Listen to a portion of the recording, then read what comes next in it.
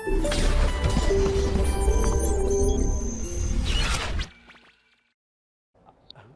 Lecture में अपन पढ़ रहे थे आयनाइजेशन एनर्जी या आयनाइजेशन पोटेंशियल। उसको कैसे कंपेयर करते हैं, कैसे देखेंगे, उसका ऑर्डर ये मैंने बताया था। तो उसके फैक्टर बताए थे मैंने आपको। आवर्त में देखना है तो क्या क्या देखेंगे, जेड इफेक्टिव, स्थायी विन्यास और भेदन क्षमता। और वर्ग में देखना है तो आकार और डी और एफ ऑर्बिटल का दुर्बल परिरक्षण प्रभाव। तो अपन ने ये ऑर्डर देखा था फर्स्ट आयनाइजेशन एनर्जी का। Lithium, beryllium, boron, carbon, nitrogen, oxygen, fluorine और नियॉन। क्या ऑर्डर था? लिथियम बेरिलियम में किसकी फर्स्ट आयनाइजेशन एनर्जी ज्यादा होगी? बेरिलियम की। बेरिलियम और बोरॉन में बेरिलियम की। कारण बेरिलियम का एक तो जो कक्षक है 2s पूरा भरा हुआ है, और दूसरा इसकी भेदन क्षमता ज्यादा है। बोरॉन कार्बन में कार्बन का जेड इफेक्टिव ज्यादा है, कार्बन नाइट्रोजन में नाइट्रोजन का जेड इफेक्टिव ज्यादा है, नाइट्रोजन ऑक्सीजन में नाइट्रोजन का हाफ फिल्ड 2p ऑर्बिटल है जिसमें से इलेक्ट्रॉन निकालेंगे, स्थायी विन्यास है। ऑक्सीजन का 2p4 है। ऑक्सीजन फ्लोरीन में फ्लोरीन का जेड इफेक्टिव ज्यादा है, नियॉन का जेड इफेक्टिव भी ज्यादा है और विन्यास भी स्थायी है। मैंने बताया था बेरिलियम का केवल बोरॉन से ज्यादा होगा, नाइट्रोजन का केवल ऑक्सीजन से। तो आधे भरे और पूरे भरे कक्षकों के कारण जब आयनाइजेशन एनर्जी बढ़ती है तो वो केवल पास वाले तत्व से ही ज्यादा होती है, और अगर अक्रिय गैस विन्यास आ जाता है तो पूरे आवर्त में सबसे ज्यादा होती है उसकी आयनाइजेशन एनर्जी। इसी तरह sodium, magnesium, aluminium, silicon, phosphorus, sulphur, chlorine और आर्गन। अगर यहां पर भी अपन बात करें प्रथम आयनन ऊर्जा की, तो जैसे चलो विन्यास भी लिख लेते हैं। यहाँ 3s1 से इलेक्ट्रॉन निकालोगे, यहाँ 3s2, 3p1, 3p2, 3p3, 3p4, 3p5 और 3p6। तो इन दोनों में देखो मैग्नीशियम की प्रथम आयनन ऊर्जा ज्यादा होगी, first ionization energy. Magnesium aluminium में किसकी ज्यादा होगी? मैग्नीशियम की, क्योंकि ये 3s कक्षक पूरा भरा है, भेदन क्षमता भी ज्यादा है। एल्यूमिनियम सिलिकॉन में सिलिकॉन की ज्यादा होगी, जेड इफेक्टिव ज्यादा है, विन्यास तो किसी का भी स्थायी नहीं है, भेदन क्षमता दोनों की बराबर है। फिर फास्फोरस की ज्यादा होगी, प्रथम आयनन ऊर्जा सिलिकॉन से आधा भरा कक्षक है, जेड इफेक्टिव भी ज्यादा है। फास्फोरस सल्फर में किसकी ज्यादा होगी प्रथम आयनन ऊर्जा? फास्फोरस की, आधा भरा हुआ कक्षक है। सल्फर क्लोरीन में क्लोरीन की ज्यादा होगी, जेड इफेक्टिव ज्यादा है, और आर्गन की प्रथम आयनन ऊर्जा ज्यादा होगी। तो यहाँ पर देखें अगर अपन, तो मैग्नीशियम और एल्यूमिनियम में किसकी प्रथम आयनन ऊर्जा ज्यादा होगी? मैग्नीशियम की, केवल एल्यूमिनियम से ज्यादा होगी। फास्फोरस की आयनन ऊर्जा, प्रथम आयनन ऊर्जा केवल सल्फर से ज्यादा होगी, क्लोरीन से कम होगी। तो किसी आवर्त में अगर अपन कहें तो प्रथम आयनन ऊर्जा सबसे अधिक किसकी है? सबसे अधिक तो अक्रिय गैसों की है। तो आवर्त में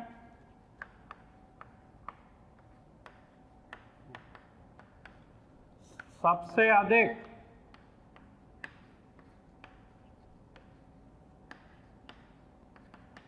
IE1 प्रथम आयनन ऊर्जा सबसे अधिक किनकी है? अक्रिय गैसों की।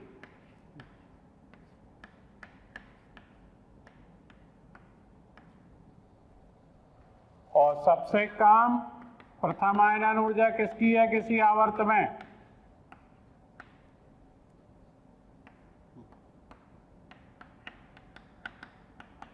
वो है क्षार धातुओं की।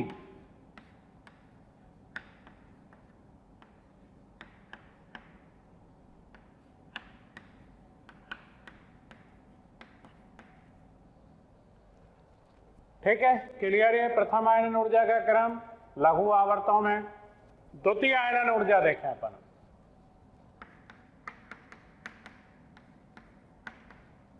सेकेंड आयनाइजेशन एनर्जी का ऑर्डर देखते हैं। तो पहले चलो lithium, beryllium, manganese, sorry boron, carbon, nitrogen, oxygen, fluorine, neon का क्रम देखते हैं। तो द्वितीय आयनन ऊर्जा का क्रम देखना है तो अपन क्या करेंगे, पहले एक इलेक्ट्रॉन निकाल लेते हैं। एक इलेक्ट्रॉन निकालने के बाद इसका विन्यास क्या रह जाएगा, 1s2। एक इलेक्ट्रॉन निकालने के बाद इसका विन्यास 2s1, 2s2,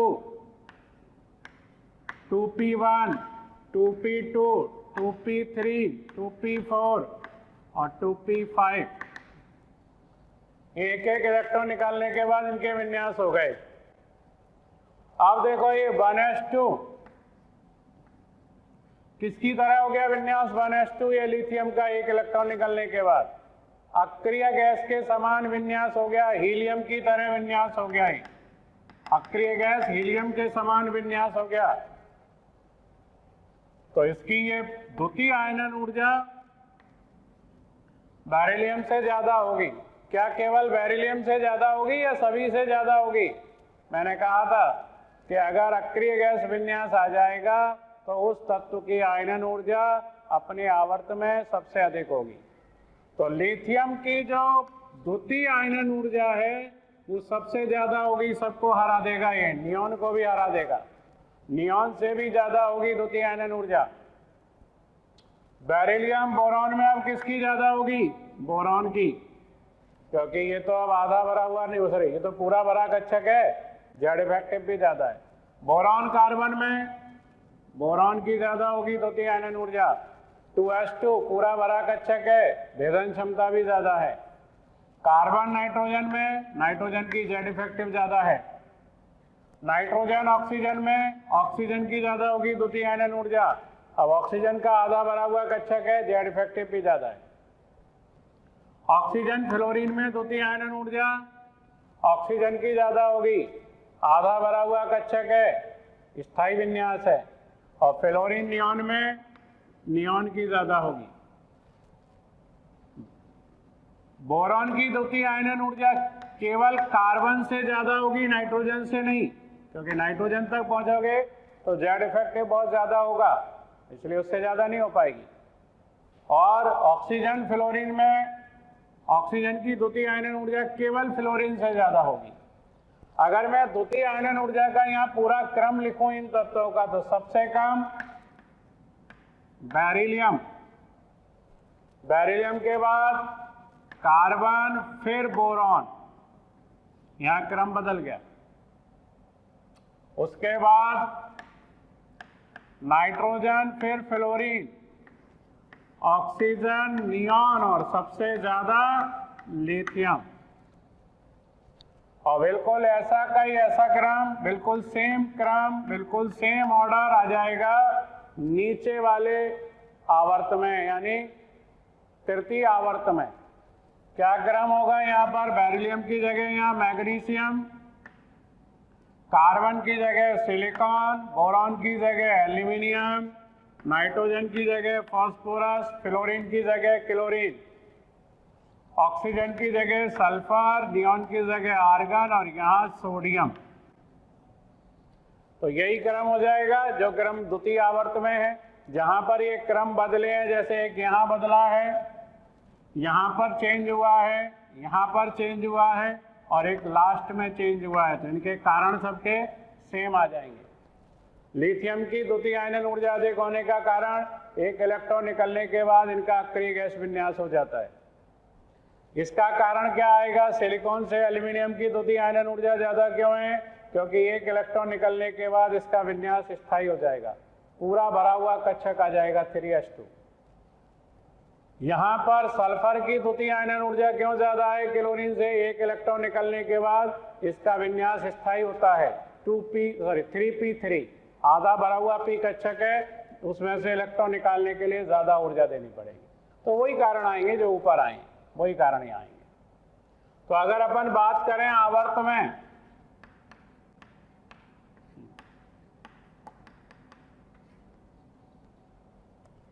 तो सबसे अधिक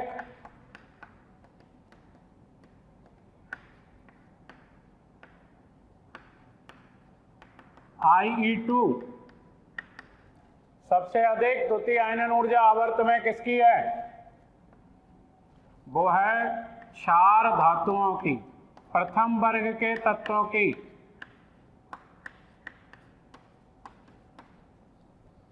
और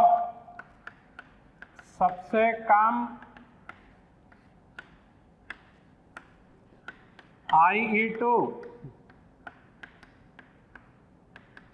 वो किसकी है? सबसे कम द्वितीय आयनन ऊर्जा क्षारीय मृदा धातुओं की, द्वितीय वर्ग के तत्वों की।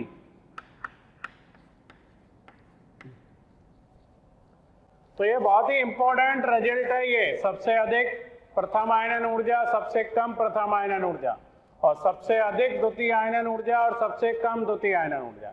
इसी तरह मैं तृतीय आयनन ऊर्जा की बात करूं, अगर तृतीय आयनन ऊर्जा किसकी सबसे कम और किसकी सबसे ज्यादा होगी, तो तृतीय आयनन ऊर्जा सबसे अधिक होगी क्षारीय मृदा धातुओं की, द्वितीय वर्ग के तत्वों की। क्यों? 2 इलेक्ट्रॉन निकाल दो और 2 इलेक्ट्रॉन निकालने के बाद उनका विन्यास अक्रिय गैस के समान हो जाएगा। तो तीसरा इलेक्ट्रॉन निकालने के लिए बहुत अधिक ऊर्जा देनी पड़ेगी। तो इसलिए क्षारीय मृदा धातुओं की तृतीय आयनन ऊर्जा सबसे अधिक होगी। प्रथम आयनन, द्वितीय आयनन ऊर्जा इनकी सबसे कम है। क्षारीय मृदा धातुओं की देखो सबसे कम द्वितीय आयनन ऊर्जा है, लेकिन तृतीय आयनन ऊर्जा सबसे ज्यादा होगी।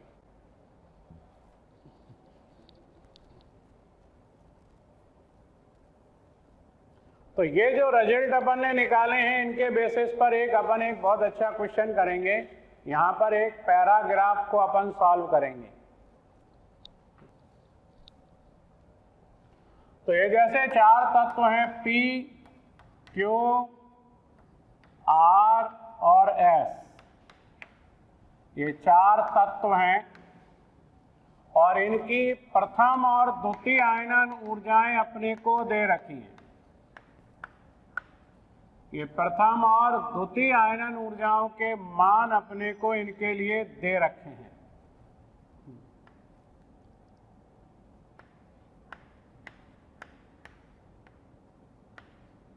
ये प्रथम आयनन ऊर्जा के मान दे रखे हैं किलोजूल प्रति मोल में, और ये द्वितीय आयनन ऊर्जा का मान दे रखा है इनके लिए।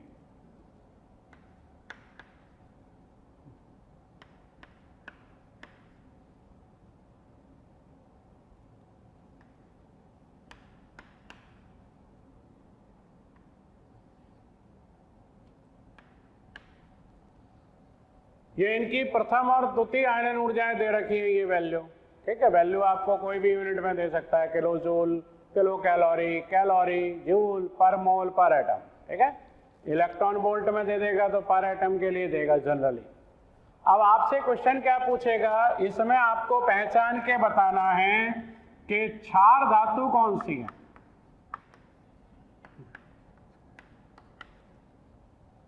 क्षार धातुओं के बारे में मैंने बताया था, इनकी प्रथम आयनन ऊर्जा अपने आवर्त में सबसे कम और द्वितीय आयनन ऊर्जा सबसे ज्यादा होती है। तो देखो यहां पर प्रथम आयनन ऊर्जा देखो इनमें चारों में किसकी कम है, इसकी। और द्वितीय आयनन ऊर्जा देखो इसकी सबसे ज्यादा है।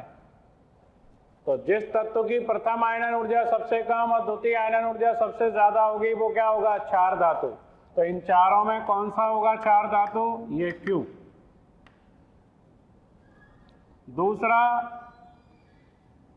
अक्रिय या निष्क्रिय गैस,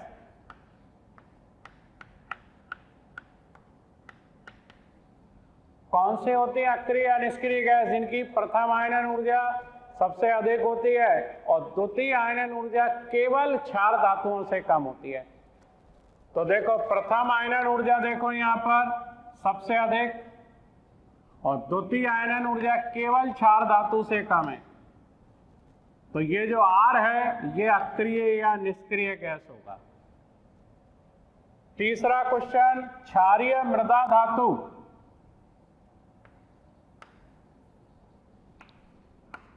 क्षारीय मृदा धातु कौन सी होती हैं? जिनकी प्रथम आयनन ऊर्जा केवल क्षार धातुओं से ज्यादा होती है और द्वितीय आयनन ऊर्जा जिनकी सबसे कम होती है। तो देखो यहाँ पर ये जो वैल्यू है ये 340 से ज्यादा है, यानी इस क्षार धातु से प्रथम आयनन ऊर्जा ज्यादा है और द्वितीय आयनन ऊर्जा देखो इनकी सबसे कम है। द्वितीय आयनन ऊर्जा इन चारों में ये सबसे कम वैल्यू है। तो द्वितीय आयनन ऊर्जा जिनकी कम होती है सबसे, वो क्या होती है? क्षारीय मृदा धातु। तो कौन सा तत्व हो गया? क्षारीय मृदा धातु P। और बचा हुआ कौन हो जाएगा? हैलोजन। हैलोजन की प्रथम आयनन ऊर्जा जो होती है वो केवल अक्रिय गैस से कम होती है। तो ये अक्रिय गैस है, इससे कम है ये। तो ये S हो गया। अब और भी क्वेश्चन पूछ सकते हैं इनके बारे में, ये तत्वों के नाम पूछ लें कि कौन सी क्षार धातु है, कौन सी क्षारीय मृदा धातु है, कौन हैलोजन है, कौन यहाँ पर क्षारीय मृदा धातु है, कौन अक्रिय गैस है। इसके अलावा ये भी पूछ सकते हैं सबसे अधिक क्रियाशील धातु कौन सी है। तो अपन जानते हैं सबसे अधिक क्रियाशील धातु कौन होती है? क्षार धातु है। तो अपन क्षार धातु पहचान के वो कह देंगे ये सबसे अधिक क्रियाशील धातु ये है। सबसे कम क्रियाशील तत्व कौन है? अक्रिय गैस सबसे कम क्रियाशील होते हैं। तो ये हो गया R। वर्ग पूछ सकते हैं कि इनमें प्रथम वर्ग का तत्व कौन है? तो Q जो है क्षार धातु है और ये क्षार धातु प्रथम वर्ग का तत्व होगा। द्वितीय वर्ग का तत्व कौन है? क्षारीय मृदा धातु द्वितीय वर्ग का तत्व होता है। इनके ऑक्साइड के फॉर्मूले पूछ लें, इनके क्लोराइड के फॉर्मूले, तो आप इनकी बैलेंसी देख के बता सकते हो। इन पे आवेश लगा लोगे, क्षार धातुओं की कितनी होती है ऑक्सीकरण अवस्था? धन, तो धन एक आवेश लगा लो और फिर जिस ऋणायन के साथ फॉर्मूला पूछे वो फॉर्मूला बना दो, उस पर आवेश देख लो। ठीक है, तो कई क्वेश्चन पूछे जा सकते हैं, आपको तो बस ये 4 चीजें सॉल्व करना आना चाहिए। मैं कुछ और तुलना यहाँ कराता हूं। जैसे अब आ जाते हैं अपन डी ब्लॉक में, डी खंड में। तो डी खंड के आवर्तों में आयनाइजेशन एनर्जी का, आयनन ऊर्जा का कोई निश्चित क्रम नहीं होता। डी खंड के आवर्तों में कह लो या श्रेणियों में कह लो, तो अपन ऐसा कह सकते हैं संक्रमण श्रेणियों में। डी खंड के आवर्तों को संक्रमण श्रेणी बोलते हैं ना। संक्रमण श्रेणियों में आयनाइजेशन एनर्जी का कोई निश्चित क्रम नहीं होता है। तो संक्रमण श्रेणियों में आयनाइजेशन एनर्जी का, आयनन ऊर्जा का कोई निश्चित क्रम नहीं होता है। फिर भी अपन वो जो कारक मैंने बताए थे आवर्त में देखने वाले, स्थायी विन्यास वाला और जेड इफेक्टिव वाला, उससे अपन कुछ कंपैरिजन कर सकते हैं। तो जैसे मैं कुछ उदाहरण यहाँ पर आपको कंपैरिजन करा रहा हूँ आवर्त में।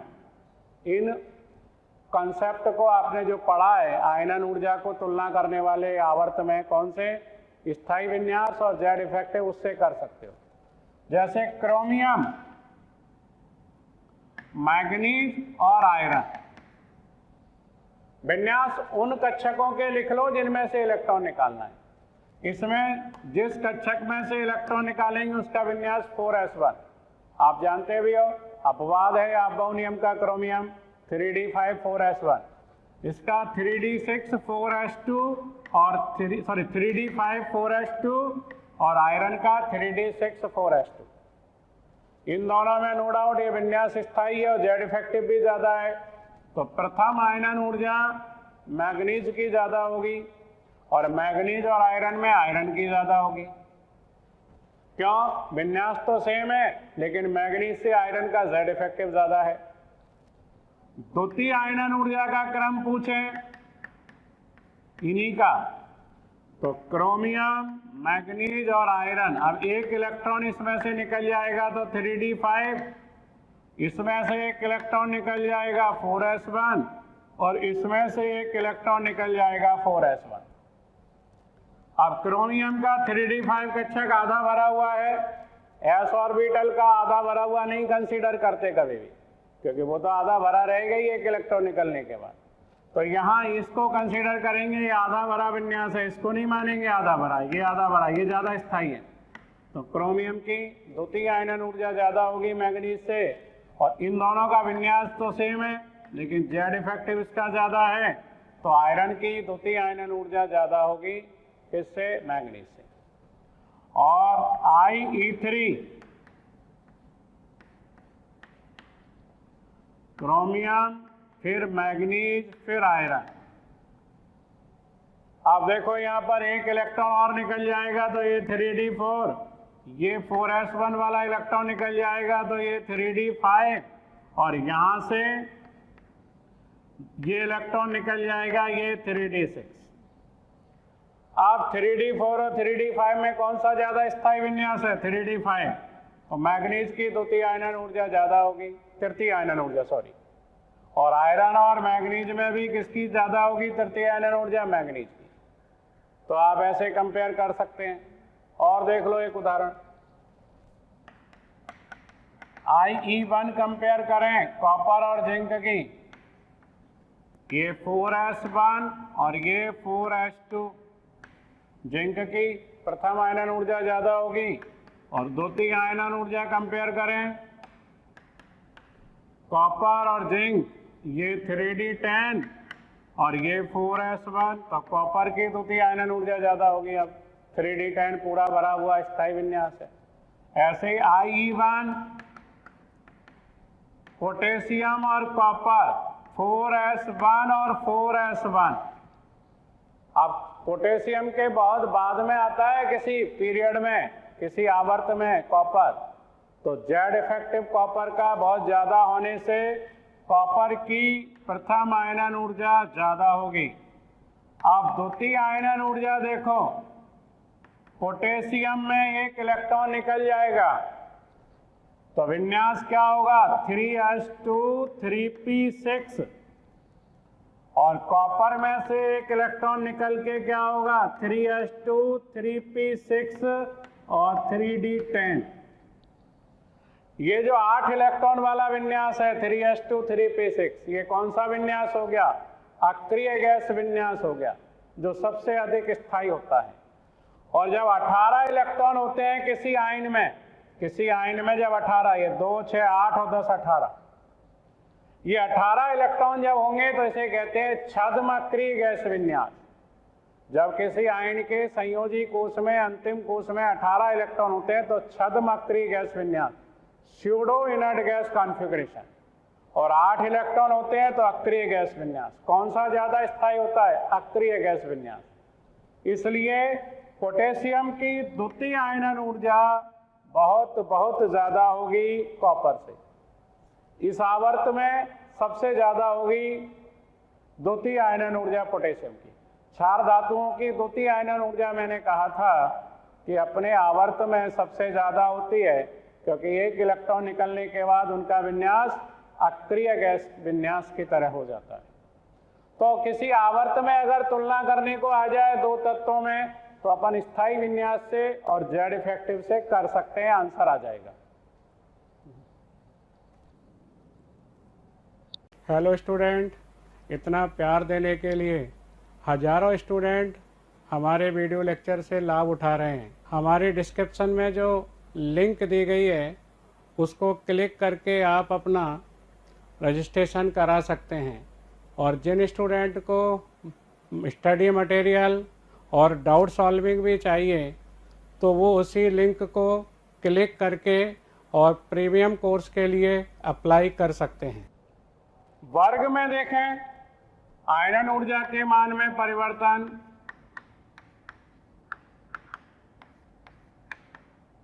वर्ग में कौन से दो कारक लगाएंगे?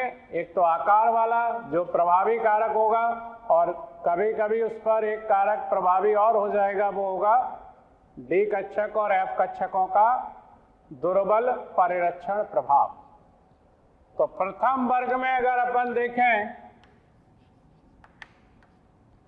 लिथियम, सोडियम, पोटेशियम, रुबिडियम और सीजियम, मैंने फ्रांसियम नहीं लिया क्योंकि उसका डेटा दिया नहीं है बुकों में।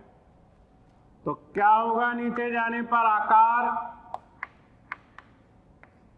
बढ़ता है परमाणु का, और आकार बढ़ने से प्रथम आयनन ऊर्जा, द्वितीय आयनन ऊर्जा, तृतीय आयनन ऊर्जा सभी क्या होंगी, घटेंगी।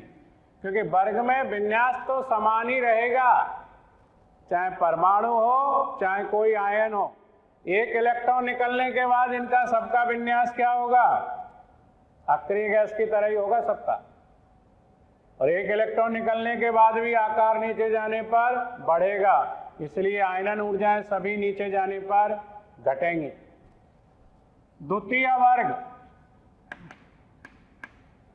द्वितीय वर्ग में beryllium, magnesium, calcium, strontium, barium.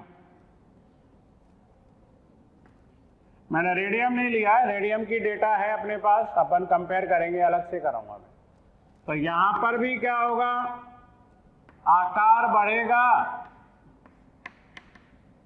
और आकार बढ़ने से प्रथम आयनन ऊर्जा कहो, द्वितीय आयनन ऊर्जा कहो, तृतीय आयनन ऊर्जा कहो, सभी क्या होंगी, नीचे जाने पर घटेंगे। अब मैंने रेडियम की बात की थी, रेडियम मैंने यहां छोड़ दिया था, यहां बता रहा हूं मैं आपको। बैरियम और रेडियम में किसकी आयनन ऊर्जा ज्यादा होती है, रेडियम की।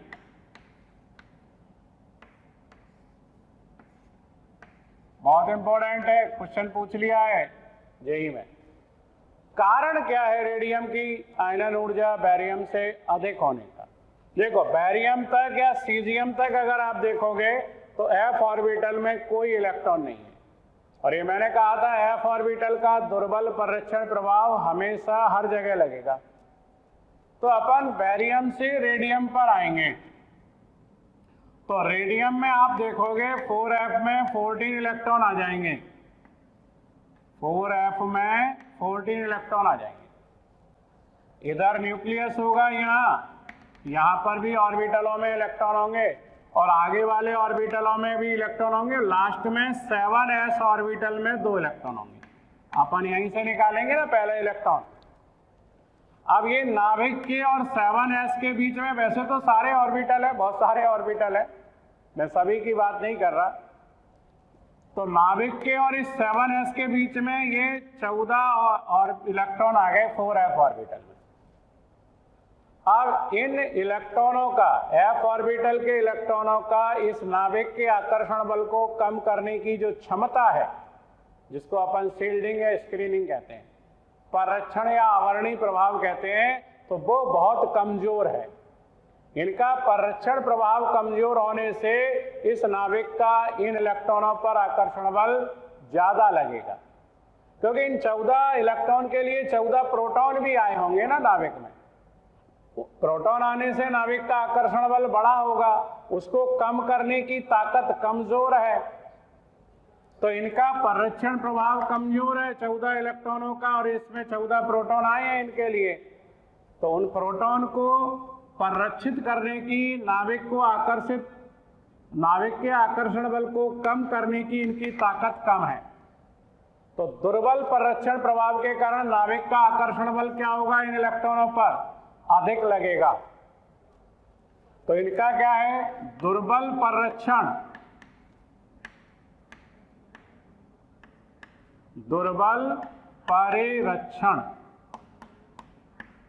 और दुर्बल परिरक्षण के कारण जेड इफेक्टिव बढ़ जाएगा, नाभिक का आकर्षण बल बढ़ जाएगा इन 7s ऑर्बिटल के इलेक्ट्रॉनों पर, और इनको निकालने के लिए अधिक ऊर्जा की जरूरत पड़ेगी। इसलिए रेडियम की आयनन ऊर्जाएं बैरियम से ज्यादा होंगी।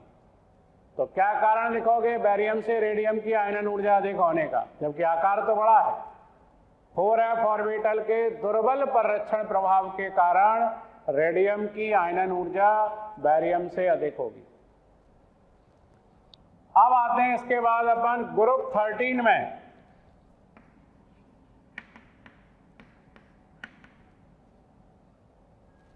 इस ग्रुप में भी बड़ा ही एक इनरेगुलर ऑर्डर देखने को मिलता है। बोरॉन, एल्यूमिनियम, गैलियम, इंडियम और थैलियम। बोरॉन से एल्यूमिनियम का आकार बड़ा है, बोरॉन से एल्यूमिनियम की आयनन ऊर्जा कम होगी। एल्यूमिनियम से गैलियम का आकार छोटा है और डी ऑर्बिटल में 10 इलेक्ट्रॉन भी आ गए हैं। मैंने कहा था डी ऑर्बिटल का दुर्बल परिरक्षण प्रभाव एल्यूमिनियम गैलियम के बीच लगेगा, आलू और गाजर में लगेगा। तो एल्यूमिनियम से गैलियम पर आओगे, डी ऑर्बिटल में डी कक्षकों में 10 इलेक्ट्रॉन आ जाएंगे, जिनका दुर्बल परिरक्षण प्रभाव होगा। इनका दुर्बल परिरक्षण प्रभाव होने से जो आगे ऑर्बिटल आ रहे हैं, कौन से आएंगे? 4s2 4p1, उन पर नाभिक का आकर्षण बल बढ़ जाएगा ऊपर की तरह। तो 4s2 4p1, तो उन पर नाभिक का आकर्षण बल बढ़ जाएगा और नाभिक का आकर्षण बल बढ़ जाने के कारण उनमें से इलेक्ट्रॉन निकालना कठिन होगा, ज्यादा ऊर्जा देनी पड़ेगी। तो एल्यूमिनियम से गैलियम की आयनन ऊर्जा ज्यादा होगी, फिर इंडियम का आकार बढ़ेगा, आयनन ऊर्जा घट जाएगी। फिर थैलियम में 4f में 14 इलेक्ट्रॉन आ जाएंगे, विन्यास लिख के देखना। तो 4f में 14 इलेक्ट्रॉन आ जाने से थैलियम की आयनन ऊर्जा इंडियम से ज्यादा होगी। तो यहां पर एक तो क्रम यहां पर थोड़ा अलग आ गया और दूसरा यहां पर अलग आ गया। इसको मैं ग्राफ के द्वारा और बताता हूं आपको। इधर तो मैंने आयनन ऊर्जाएं ले ली और इधर मैंने परमाणु क्रमांक ले लिया है।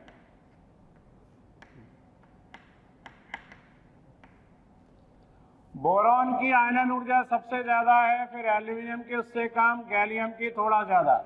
बोरॉन की सबसे ज्यादा, फिर एल्यूमिनियम, फिर गैलियम की थोड़ा बढ़ गई। फिर इंडियम की आयनन ऊर्जा कम है और थैलियम की आयनन ऊर्जा ज्यादा है।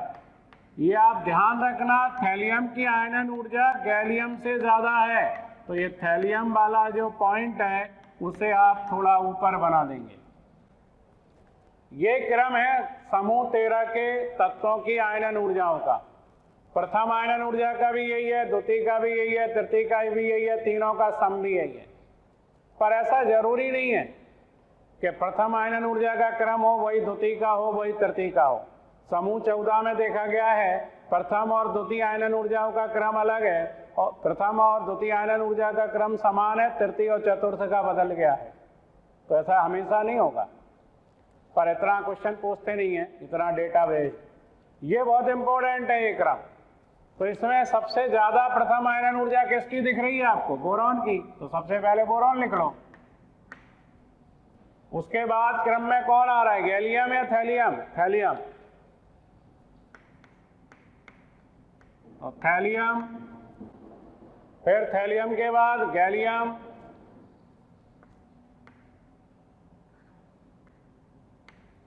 गैलियम के बाद फिर एल्यूमिनियम और सबसे कम इंडियम।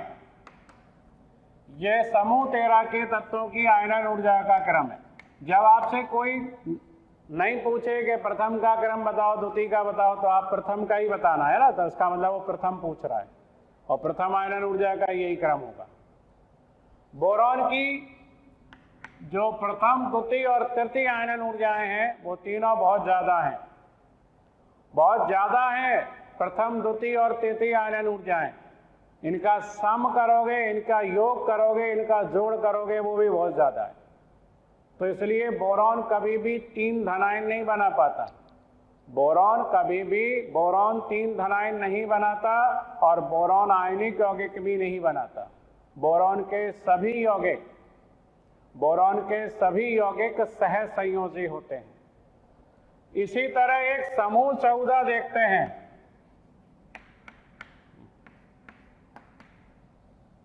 समूह 14 कौन कौन से तत्व हैं समूह 14 में? कार्बन, सिलिकॉन, जर्मेनियम, टिन और लेड। कार्बन से सिलिकॉन की प्रथम आयनन ऊर्जा कम है, आकार बड़ा है। सिलिकॉन से जर्मेनियम की कम है, डी ऑर्बिटल में यहां भी आएंगे 10 इलेक्ट्रॉन, लेकिन यहां नहीं लगता डी ऑर्बिटल का दुर्बल पररक्षण, वो केवल यहां लगता है एल्यूमिनियम गैलियम पर। फिर जर्मेनियम से टिन की आयनन ऊर्जा कम होगी, क्यों? आकार बड़ा है। लेड में 4f में 14 इलेक्ट्रॉन आ जाएंगे, और मैंने कहा f ऑर्बिटल का दुर्बल पररक्षण प्रभाव तो सभी जगह पर लगेगा, तो इसलिए लेड की जो आयनन ऊर्जा है वो टिन से ज्यादा होगी। ग्राफ से अगर बताएं तो ग्राफ से देख लो, ये आयनन ऊर्जाओं का क्रम और इधर परमाणु क्रमांक, एटॉमिक नंबर मैंने Z लिख दिया। सबसे ज्यादा कार्बन, सिलिकॉन, जर्मेनियम, टिन, और टिन से थोड़ा ज्यादा है लेड की। कार्बन, सिलिकॉन,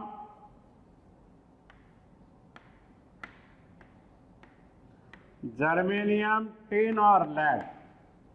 लेड की केवल आयनन ऊर्जा टिन से ज्यादा है, जर्मेनियम से कम है, ध्यान रखना है। तो ये कुछ अपवाद कह लो, कुछ अलग हटके ऑर्डर कह लो। बैरियम, रेडियम, ये समूह 13 में तो बहुत सारे हैं। एक तो यही है एल्यूमिनियम, गैलियम यहाँ है, ऑर्डर अलग है। ये भी ऑर्डर अलग है इंडियम, थैलियम का। समूह 14 में ये ऑर्डर अलग है, टिन और लेड वाला। तो ये कुछ अलग हटके ऑर्डर है जो आपको ध्यान रखने पड़ेंगे।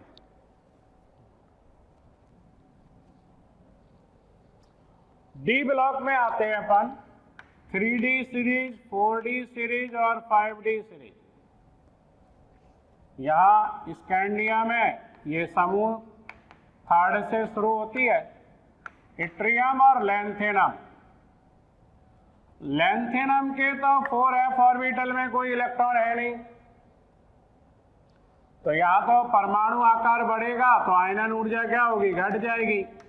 तो इस वर्ग में अगर मैं कहूं तो स्कैंडियम से कम आयनन ऊर्जा इट्रियम की, और इट्रियम से कम लैंथेनम की आयनन ऊर्जा होगी। लेकिन यहां पर लैंथेनम के बाद आएंगे 14 लैंथेनाइड, और उसके बाद यहां पर आओगे आप हॉफनियम। तो हॉफनियम में 4f में 14 इलेक्ट्रॉन आ जाएंगे, और आगे अब सारे एलिमेंट में रहेंगे 14 इलेक्ट्रॉन। तो इनके दुर्बल पररक्षण प्रभाव के कारण ये जो 5D श्रेणी के तत्व हैं, लैंथेनम को छोड़ दो, तो इनके दुर्बल पररक्षण प्रभाव के कारण जो 5D श्रेणी के तत्व हैं, इनकी आयनन ऊर्जाएं 4D श्रेणी से भी ज्यादा होंगी और 3D श्रेणी के तत्वों से भी ज्यादा होंगी। तो ये नोट करके आप लिखो, 4f ऑर्बिटल के दुर्बल पररक्षण प्रभाव के कारण, 4f ऑर्बिटलों के दुर्बल पररक्षण प्रभाव के कारण 5D श्रेणी के तत्वों की, 4f ऑर्बिटल के दुर्बल पररक्षण प्रभाव के कारण 5D श्रेणी के तत्वों की आयनन ऊर्जाएं, 5D श्रेणी के तत्वों की आयनन ऊर्जाएं 3D और 4D श्रेणी के तत्वों से, 3D और 4D श्रेणी के तत्वों से अधिक होती हैं, दोनों से अधिक होंगी। ठीक है, जैसे मैं बात करूं यहां पर ये समूह 11 कौन से तत्व आएंगे? यहां तो आ जाएगा कॉपर, सिल्वर और यहां गोल्ड।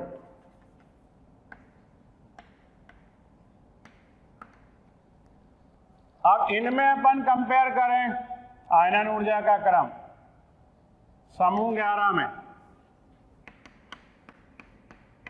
ये तो समूह 3 में हो गया। कॉपर और सिल्वर में कंपेयर करें आप, तो कॉपर से सिल्वर का आकार बड़ा है, तो कॉपर से सिल्वर की प्रथम आयनन ऊर्जा कम होगी। गोल्ड में आओगे तो 4f में 14 इलेक्ट्रॉन आ जाएंगे, ये पूरा आगे चलेंगे ना साथ में, तो गोल्ड की प्रथम आयनन ऊर्जा ज्यादा होगी सिल्वर से। कॉपर से भी ज्यादा होगी इसकी प्रथम आयनन ऊर्जा। यानी पूरा क्रम लिखेंगे तो सबसे कम सिल्वर, फिर कॉपर, फिर गोल्ड। इसी तरह ग्रुप 12 में आ जाओ, समूह 12 में जिंक, कैडमियम, मरकरी। ग्रुप 12 में भी यही ऑर्डर आएगा। जिंक से कैडमियम की आयनन ऊर्जा कम होगी, आकार बड़ा है। कैडमियम से मरकरी की आयनन ऊर्जा ज्यादा होगी, मरकरी की जिंक से भी ज्यादा होगी। तो ये 3D, 4D और 5D श्रेणी में आप याद रखना, किसको, लैंथेनाइड को छोड़कर 5D श्रेणी के तत्वों की आयनन ऊर्जाएं 3D और 4D श्रेणी के तत्वों से अधिक होंगी 4F कक्षकों के दुर्बल परिरक्षण प्रभाव के कारण। तो 4F कक्षकों के दुर्बल परिरक्षण प्रभाव के कारण 5D श्रेणी के तत्वों की आयनन ऊर्जा अधिक होगी 3D से और 4D से। क्लियर है? अब जैसे कुछ ऐसे भी आपको कभी कभी ऑर्डर पूछ लेंगे, जैसे नाइट्रोजन, ऑक्सीजन, फास्फोरस, सल्फर, इन चारों का क्रम पूछे भाई कि इनमें क्या क्रम होगा आयनन ऊर्जा का। तो पहले तो देखो, ये नाइट्रोजन का हाफ फिल्ड ऑर्बिटल है, यानी आधा भरा कक्षक है, इसका आधा भरा है ना पूरा भरा है। तो नाइट्रोजन की आयनन ऊर्जा पर ने देखा था आधे भरे कक्षक के कारण ऑक्सीजन से ज्यादा है और फास्फोरस की सल्फर से ज्यादा है। वर्ग में तो घटेगी आकार बढ़ने से, वो कुछ अलग हटके अपवाद है, वो याद रखना, ये भी एक अलग हटके है। तो यहाँ पर ऑक्सीजन से सल्फर की आयनन ऊर्जा कम होगी और नाइट्रोजन से फास्फोरस की। तो इसमें सबसे अधिक किसकी है, मैक्स किसकी है, नाइट्रोजन की, और मिनिमम सल्फर की। तो ये तो अपने सामने क्लियर हो गया कि ये सबसे अधिक है, ये सबसे कम है। तो चारों का ऑर्डर दे रखा है, अगर सबसे कम दे रखी है किसकी, सल्फर की, और सबसे ज्यादा नाइट्रोजन की, और ऐसा एक ही ऑप्शन है तो कोई प्रॉब्लम ही नहीं है। लेकिन ऐसे दो ऑप्शन है कि नाइट्रोजन सबसे अधिक है, सल्फर सबसे कम है, और बीच में इन दोनों का क्रम दोनों में अलग अलग है, एक में ऑक्सीजन आगे है, एक में फास्फोरस आगे, तब प्रॉब्लम हो जाएगी। तो ऐसे केस में क्या करते हैं, जैसे नाइट्रोजन, ऑक्सीजन, फास्फोरस, सल्फर, अपन मैक्स या मिनिमम से एस या जेड बना लेते हैं। ये मैंने जेड बना दिया, तो ये सबसे अधिक, फिर ऑक्सीजन आ जाएगा, फिर फास्फोरस, फिर सल्फर। तो ये नाइट्रोजन, फिर ऑक्सीजन, फिर फास्फोरस, फिर सल्फर। नॉप्स, ये ऑर्डर बन गया, इसको याद रख सकते हो, रट सकते हो, नॉप्स। ऐसे एक ऑर्डर और देखो, ऑक्सीजन, फ्लोरीन, सल्फर, क्लोरीन। यहां पर भी अब ऑक्सीजन फ्लोरीन में किसकी आयनन ऊर्जा ज्यादा होगी, फ्लोरीन की, जेड इफेक्टिव ज्यादा है। सल्फर क्लोरीन में क्लोरीन की, ऑक्सीजन सल्फर में ऑक्सीजन की, फ्लोरीन क्लोरीन में फ्लोरीन की। तो यहां पर ये मैक्स बन गया और ये मिनिमम। तो अगर ऑर्डर में 4 ऑर्डर है, अगर एक ही ऑप्शन है जिसमें फ्लोरीन सबसे ज्यादा, सल्फर सबसे कम है, तो कोई प्रॉब्लम ही नहीं है। लेकिन 2 ऑर्डर ऐसे हैं, 2 जगह पर ऐसा है, 2 ऑप्शन में ऐसा है, फ्लोरीन सबसे ज्यादा और सल्फर सबसे कम, तो प्रॉब्लम आ जाएगी, क्योंकि इन दोनों का ऑर्डर फिर चेंज होगा।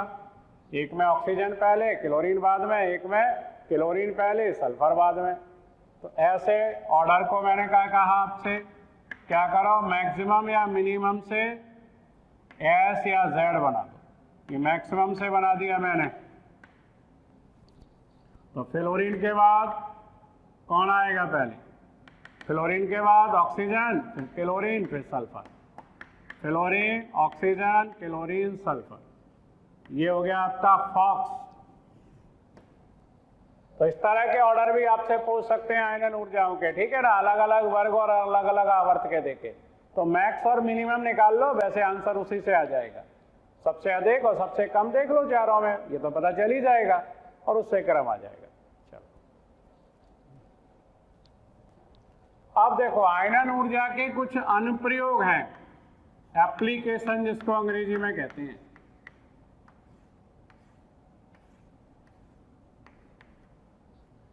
आयनन ऊर्जा से कुछ और गुणों को भी अपन पहचान सकते हैं, कुछ और गुणों का भी पता लगा सकते हैं, कुछ और गुणों का भी अपन क्रम देख सकते हैं।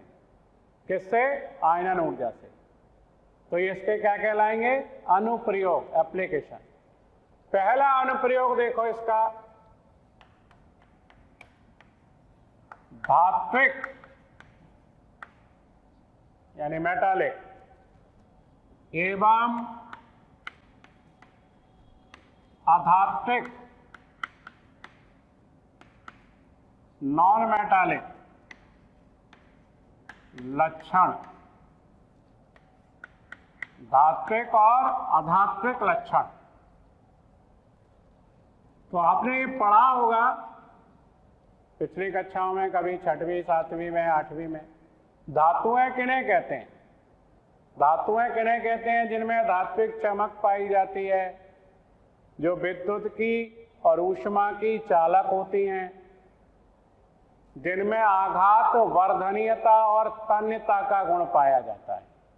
अंग्रेजी में कहें तो जिनमें मेटालिक लश्यर दिखाई देता है, हीट की और इलेक्ट्रिक की गुड कंडक्टर होती हैं,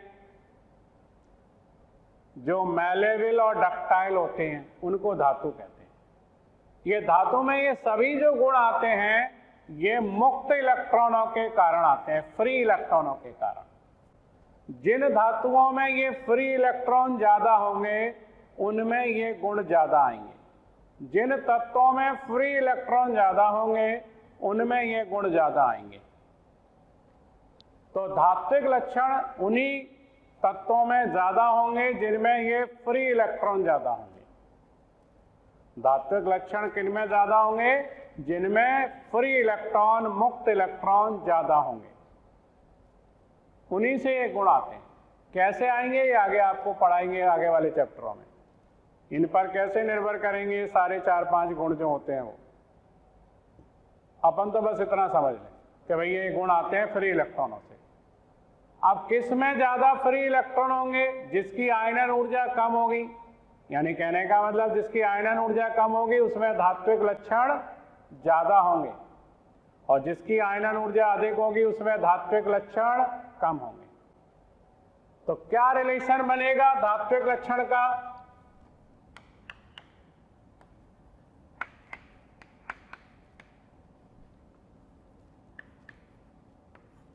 धात्विक जो लक्षण हैं वो आयनन ऊर्जा के, आयनाइजेशन एनर्जी के क्या होंगे? व्युत्क्रमानुपाती। यानी आयनन ऊर्जा अगर आप बढ़ाओगे तो धात्विक लक्षण घटेंगे, और आयनन ऊर्जाएं घटेंगी तो धात्विक लक्षण बढ़ेंगे। क्यों? आयनन ऊर्जा अगर कम होगी तो ज्यादा इलेक्ट्रॉन उसमें फ्री रहेंगे और ज्यादा धात्विक गुण आएंगे। धात्विक चमक ज्यादा दिखाई देगी, अच्छे सुचालक होंगे विद्युत के, ऊष्मा के, आघात वर्धनीयता, तन्यता, मैलेबल और डक्टाइल गुण भी ज्यादा आएंगे। तो यहां पर अपन देखें अगर वर्ग में, जैसे लिथियम, यहां पर सोडियम, पोटेशियम, रुबिडियम और सीजियम, तो क्या क्रम होगा धात्विक लक्षण का? आयनन ऊर्जा क्या होती है वर्ग में नीचे जाने पर? घटती है,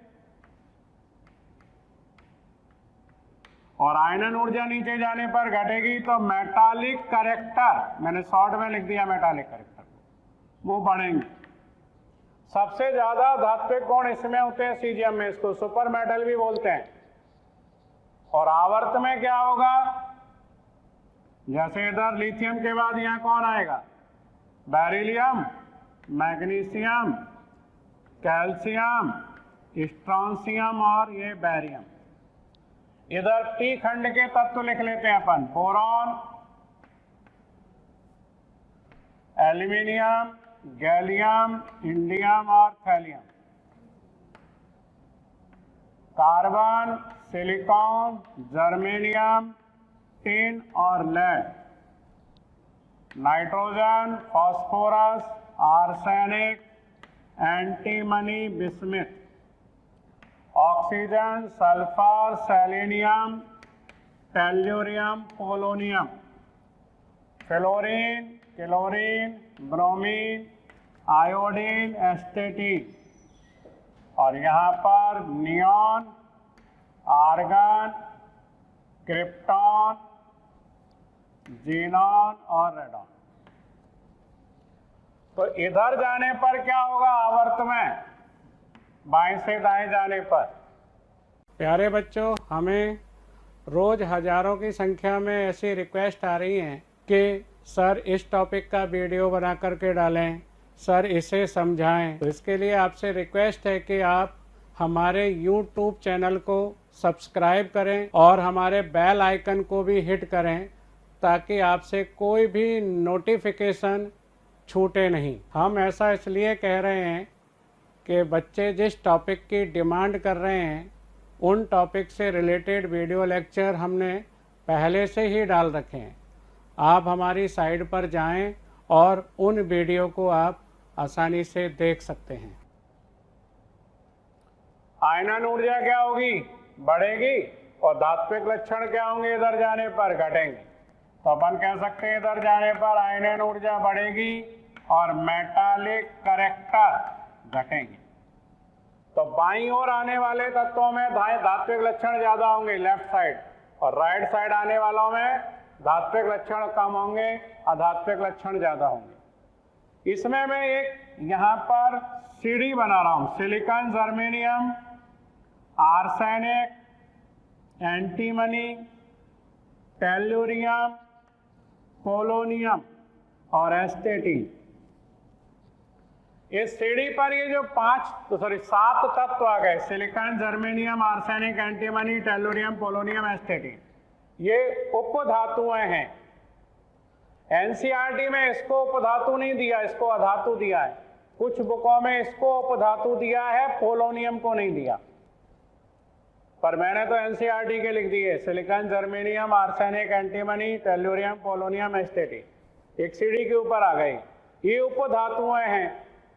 इसके इधर राइट में आने वाले ये सारे तत्व, ये बोरॉन भी आ जाएगा और ये सारे आ जाएंगे। ये कैसे होंगे, इधर राइट में आने वाले सारे अधातु, और इधर इनके इस सीढ़ी के लेफ्ट में आने वाले, यानी इन तत्वों के नीचे आने वाले, इनके बाईं ओर आने वाले, ये सब धातुएं होंगे, ये सब धातुएं होंगे। जैसे इस वर्ग में पूछे, ये समूह 14 है, तो इसमें कार्बन अधातु है, सिलिकॉन, जर्मेनियम उपधातु हैं, तीनों लेड धातु हैं। इस वर्ग में पूछे समूह 15 में नाइट्रोजन, फास्फोरस अधातु, आर्सेनिक, एंटीमनी उपधातु, बिस्मिथ धातु। आपसे ये पूछे कि निम्न में से किसमें धात्विक लक्षण दिखाई देते हैं, निम्न में से किस तत्व में धात्विक चमक दिखाई देती है, और ये 4 ऑप्शन दे दें, फ्लोरीन, क्लोरीन, ब्रोमीन, आयोडीन। तो आप जानते हैं वर्ग में नीचे जाने पर धात्विक लक्षण बढ़ते हैं, तो आयोडीन में धात्विक चमक दिखाई देगी, क्योंकि धात्विक लक्षण ज्यादा होंगे तुलनात्मक रूप से। वैसे ये चारों क्या हैं, अधातु हैं, लेकिन कंपैरिजन तो करवा सकता है ना, किसमें कम है किसमें ज्यादा है। तो ये 7 तत्व उपधातु हैं, एनसीईआरटी के बेस पर लिख दिया मैंने, एनसीईआरटी में ये दिए। बाकी बुकों में बोरॉन को उपधातु दिया है, पोलोनियम को नहीं दिया। दूसरा अनुप्रयोग इसका संयोजी इलेक्ट्रॉनों की संख्या ज्ञात करने में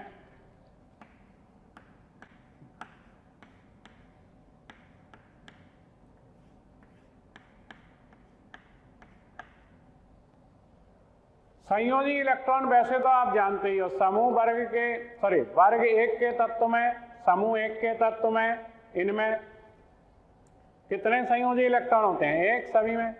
इनमें संयोजी इलेक्ट्रॉन 2, इनमें संयोजी इलेक्ट्रॉन 3, इनमें 4 संयोजी इलेक्ट्रॉन, इनमें 5, इनमें 6, इनमें 7 और इनमें 8। अब ये बात तो आप जानते ही हो कि किसी तत्व में से सारे संयोजी इलेक्ट्रॉन निकाल दो, निकाल दिया आपने, तो विन्यास कैसा होगा उसका। अब सारे संयोजी इलेक्ट्रॉन निकालने के बाद विन्यास अक्रिय गैस की तरह हो जाएगा। तो नेक्स्ट इलेक्ट्रॉन निकालोगे, अगला इलेक्ट्रॉन निकालोगे, उसको निकालना कठिन होगा और उसके लिए बहुत अधिक मात्रा में ऊर्जा देनी पड़ेगी। सारे संयोजी इलेक्ट्रॉनों को निकालने के बाद जो अगला इलेक्ट्रॉन निकालोगे उसमें विन्यास स्थायी आ जाएगा और उसके लिए बहुत ऊर्जा देनी पड़ेगी। तो क्या देखोगे आप, जैसे संयोजी इलेक्ट्रॉन निकाला आपने, 3 संयोजी इलेक्ट्रॉन है, पहला निकाल दिया Ip1, दूसरा निकाला Ip2, तीसरा निकाल दिया Ip3। नो डाउट Ip1 से Ip2 ज्यादा होगा, Ip2 से Ip3 ज्यादा होगा, Ip3 से Ip4 ज्यादा होगा, Ip4 से Ip5 ज्यादा होगा, ये तो हमेशा बढ़ते क्रम में होंगे। अब 3 संयोजी इलेक्ट्रॉन है, आपने तीसरा इलेक्ट्रॉन निकाल दिया, पहले Ip3 IE3 दे दिया, तृतीय आयनन ऊर्जा दे दी। अब विन्यास हो गया स्थायी अक्रिय गैस की तरह। अब आप चौथा इलेक्ट्रॉन निकालोगे तो बहुत अधिक मात्रा में ऊर्जा देनी पड़ेगी। तो तीसरे और चौथे आयनन ऊर्जाओं में जो अंतर आएगा वो बहुत ज्यादा आएगा। इसी तरह संयोजी इलेक्ट्रॉन अगर एक है तो उसे निकालने के बाद विन्यास स्थायी आ जाएगा, प्रथम आयनन ऊर्जा देने के बाद ही विन्यास स्थायी आ जाएगा। तो दूसरा इलेक्ट्रॉन निकालने पर आपको बहुत अधिक ऊर्जा देनी पड़ेगी। तो प्रथम और द्वितीय आयनन ऊर्जाओं में अंतर अधिक आएगा। 2 संयोजी इलेक्ट्रॉन है तो द्वितीय और तृतीय आयनन ऊर्जाओं में अधिकतम अंतर आएगा। 5 संयोजी इलेक्ट्रॉन है तो Ip5 पांचवी आयनन ऊर्जा, 5th आयनन ऊर्जा, और 6 आयनन ऊर्जाओं में अंतर अधिक आएगा। तो कहने का मतलब यह है कि किसी तत्व की संयोजी इलेक्ट्रॉन निकालना है तो उसकी आयनन ऊर्जाएं निकाल लेंगे और अधिकतम अंतर देखेंगे कहाँ आ रहा है और उससे पहचान लेंगे कि उसमें कितने संयोजी इलेक्ट्रॉन होंगे। तो मैं यहां लिख देता हूं, क्या देखेंगे आप, अधिकतम अंतर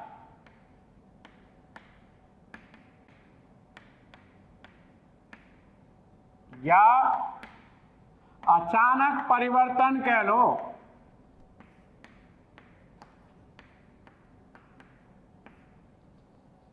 और उसी से आप पहचान लेंगे कि उसमें कितने संयोजी इलेक्ट्रॉन होंगे। तो जैसे अगर Ip2 और Ip1 में अधिकतम अंतर आ गया, अचानक परिवर्तन Ip1 से Ip2 पर दिख गया, है ना, ऐसा लिख दो, Ip1 और Ip2 इनमें अंतर आ गया अधिकतम, अचानक परिवर्तन दिख गया, तो संयोजी इलेक्ट्रॉन कितने होंगे, ये वाला 1। और आपको अचानक परिवर्तन दिखा Ip2 में और Ip3 में, तो संयोजी इलेक्ट्रॉन होंगे 2। आपको अचानक परिवर्तन दिखा Ip3 में और Ip4 में, तो संयोजी इलेक्ट्रॉन होंगे 3। आपको अचानक परिवर्तन दिखा Ip4 और Ip5 में, तो संयोजी इलेक्ट्रॉन होंगे 4। यानी ये वाली संख्या देख लेंगे अपन, कम वाली। तो 2 आयनन ऊर्जाओं में अंतर देखेंगे, अधिकतम कहाँ है, उसमें छोटा संख्या किसकी है, कम संख्या किसकी है, वो संयोजी इलेक्ट्रॉन होगा।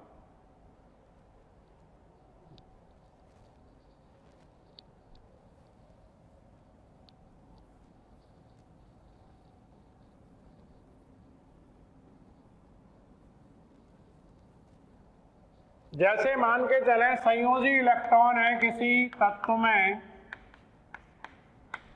वो है N, तो आपको अधिकतम अंतर कहां दिखेगा,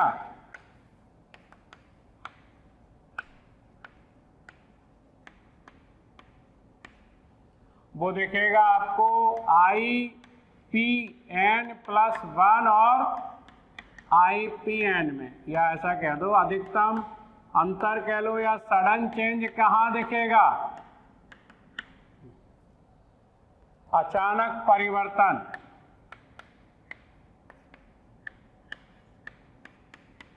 वो आपको Ipn और Ipn+1 में दिखेगा, संयोजी इलेक्ट्रॉन N है तो। क्लियर। जैसे मैं एक क्वेश्चन दे देता हूं, ये किसी तत्व की आयनन ऊर्जाएं दे रखी है, क्रमागत आयनन ऊर्जाएं दे रखी है। Ie1 दे दी 6.9 इलेक्ट्रॉन वोल्ट, Ie2 दे दी 12.7 इलेक्ट्रॉन वोल्ट।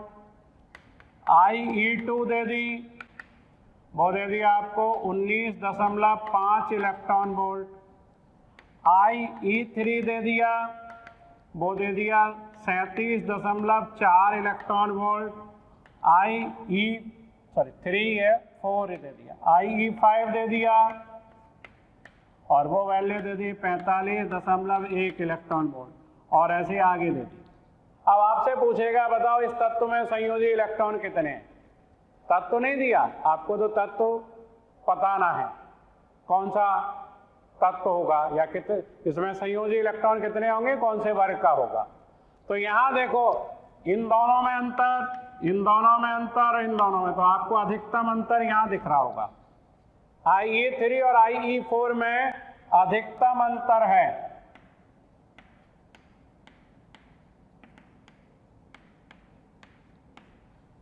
यहां मैक्सिमम डिफरेंस है IE3 और IE4 में। तो इसका मतलब क्या है कि 3 इलेक्ट्रॉन निकल गए होंगे पहले तो, और विन्यास कैसा आ गया होगा 3 इलेक्ट्रॉन निकलने के बाद? अक्रिय गैस की तरह स्थायी विन्यास आ गया होगा।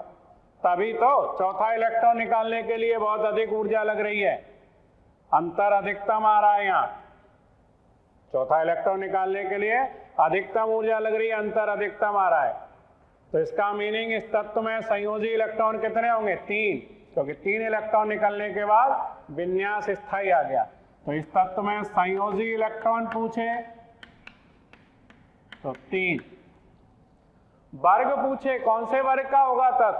समूह 13 का। समूह 13 में होते हैं ना संयोजी इलेक्ट्रॉन 3। फॉर्मूला पूछ ले इसके ऑक्साइड का, फॉर्मूला क्या होगा? तो 3 संयोजी इलेक्ट्रॉन है तो संयोजकता या ऑक्सीकरण अवस्था 3 होगी। और ऑक्साइड का फॉर्मूला क्या होगा? ये तत्व को चलो मैं लिख देता हूं, क्या? R लिख दिया मैंने, कॉमन कोई भी हो सकता है, बोरॉन, एल्यूमिनियम, गैलियम। और O पर -2 और इस पर +3, इसका बैलेंसी, इसकी ऑक्सीकरण अवस्था यहां लगा देंगे और इसके यहां लगा देंगे। तो क्या फॉर्मूला होगा ऑक्साइड का? R2O3। तो कुछ भी पूछ सकते हैं, संयोजी इलेक्ट्रॉन निकाल लोगे तो आगे वाले आंसर आप बता सकते हो। वर्ग कौन सा होगा, ऑक्साइड का फॉर्मूला क्या होगा, हैलाइड का फॉर्मूला क्या होगा, ये सारे क्वेश्चन आपसे पूछे जा सकते हैं। तो संयोजी इलेक्ट्रॉन आप निकाल सकते हो। कहां से निकलेंगे? अधिकतम अंतर आप देख लोगे किसमें? आयनन ऊर्जाओं में। अगला अनुप्रयोग, 2 क्रमागत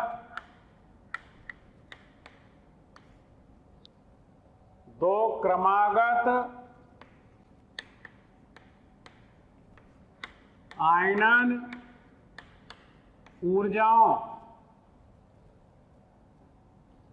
2 क्रमागत आयनन ऊर्जाओं नहीं, सॉरी, ऑक्सीकरण।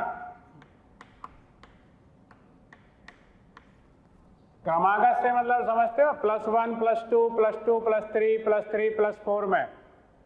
तो 2 क्रमागत ऑक्सीकरण अवस्थाओं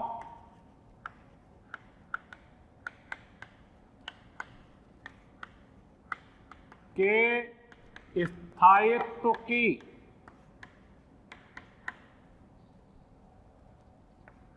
तुलना करने में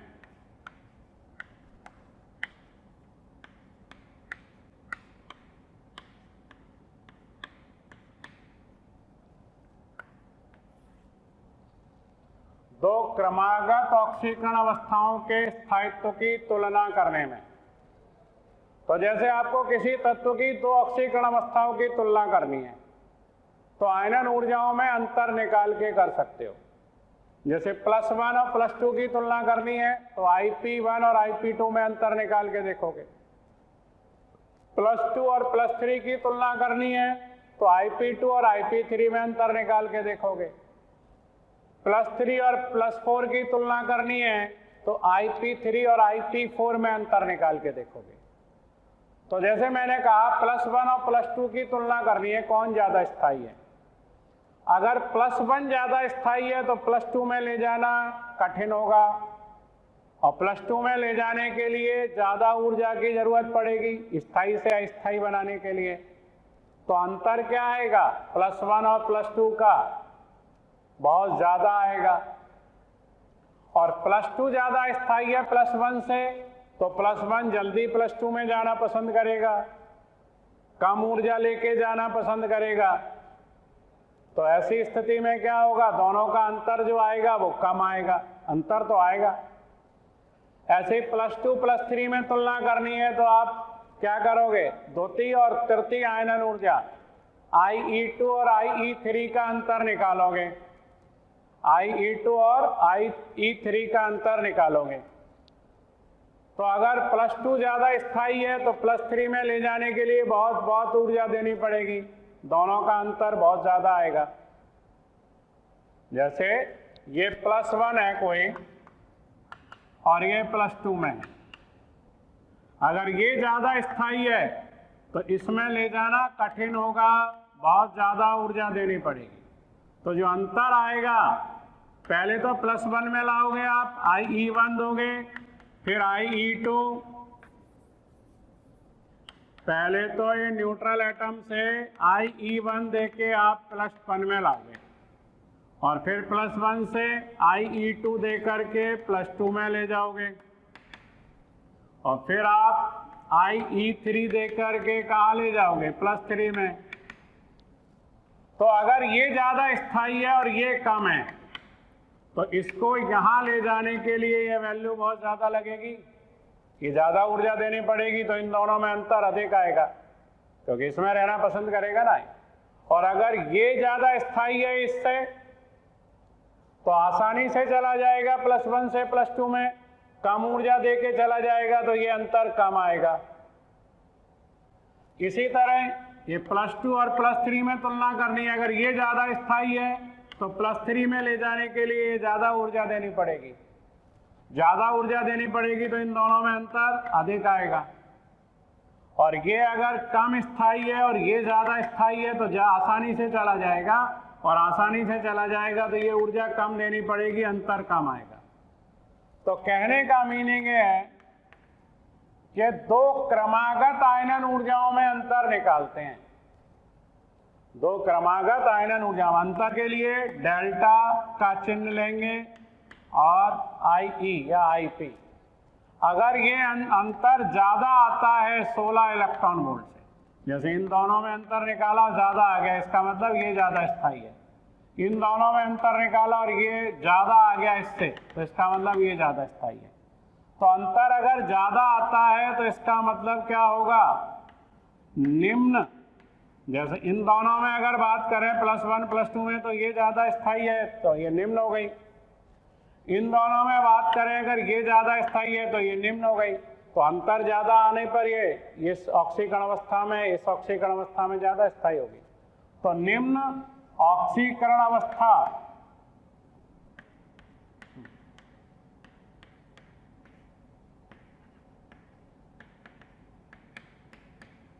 क्या होगी, अधिक स्थायी होगी।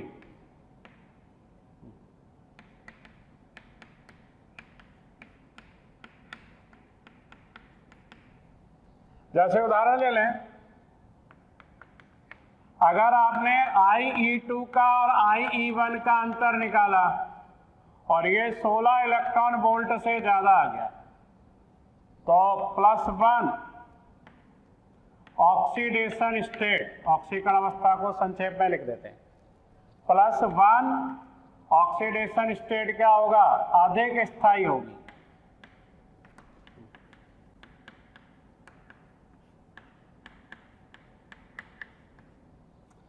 इसी तरह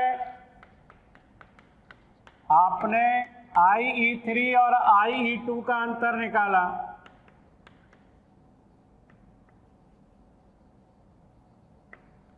और ये अंतर ज्यादा आ गया, तो इसका मतलब है +2 ऑक्सीडेशन स्टेट अधिक स्थायी होगी। तो अंतर ज्यादा आएगा तो निम्न ऑक्सीकरण अवस्था ज्यादा स्थायी होगी। निम्न से मतलब +1 +2 में +1, +2 +3 में +2, +3 +4 में +3। और अंतर कम आए अगर 11.2 इलेक्ट्रॉन वोल्ट से, अब कहोगे सर ये कहाँ से आ गया, ये तो भाई एक्सपेरिमेंटली देखा होगा, ये तो तुलनात्मक रूप से देखा होगा, एक्सपेरिमेंटली प्रायोगिक रूप से।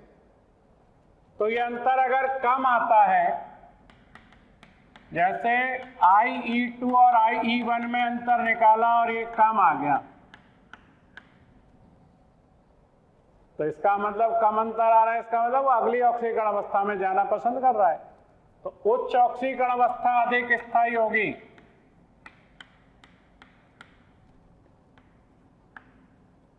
उच्च ऑक्सीडेशन स्टेट अधिक स्थायी होगी। तो जैसे आपने क्या देखा, IE2 और ये तो ऊपर लिख दो, ये यहां लिख दो, उच्च ऑक्सीडेशन स्टेट अधिक स्थायी होगी।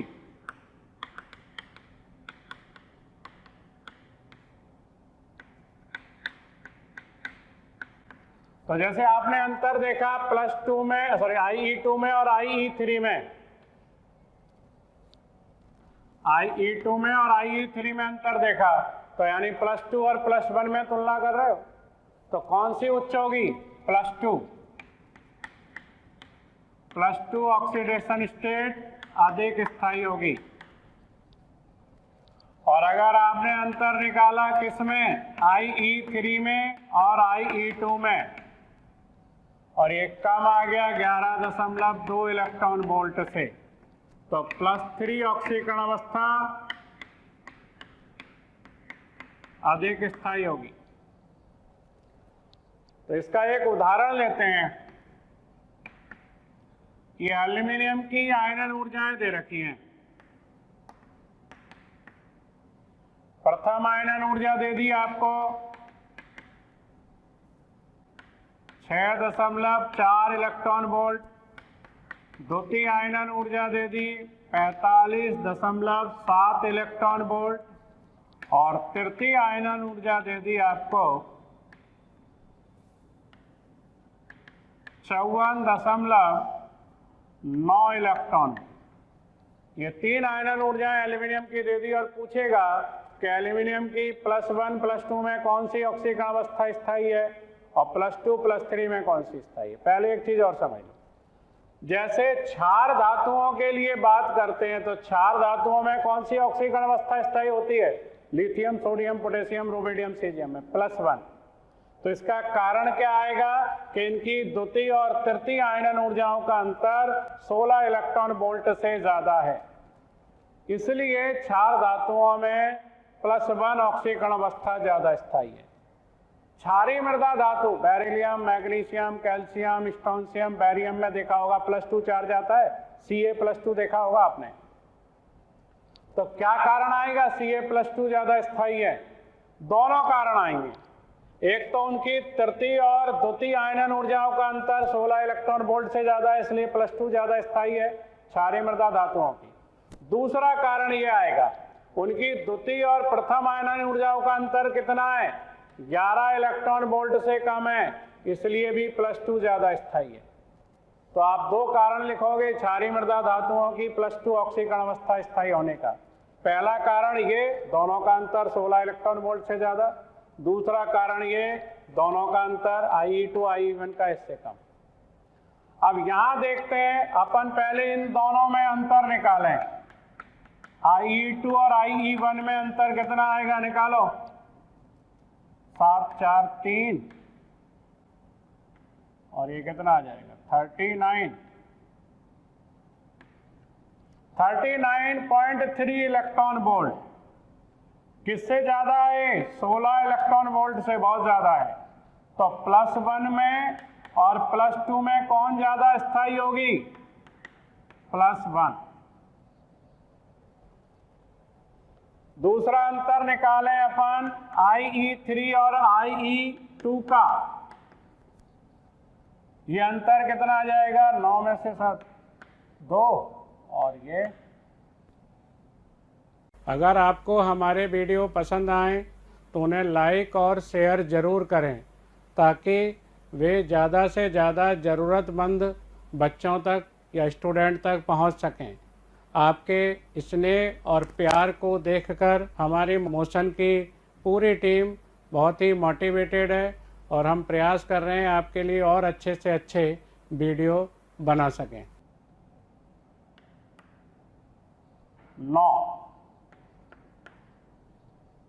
9.2 इलेक्ट्रॉन वोल्ट, ये किससे कम आ गया? 11.2 इलेक्ट्रॉन वोल्ट से।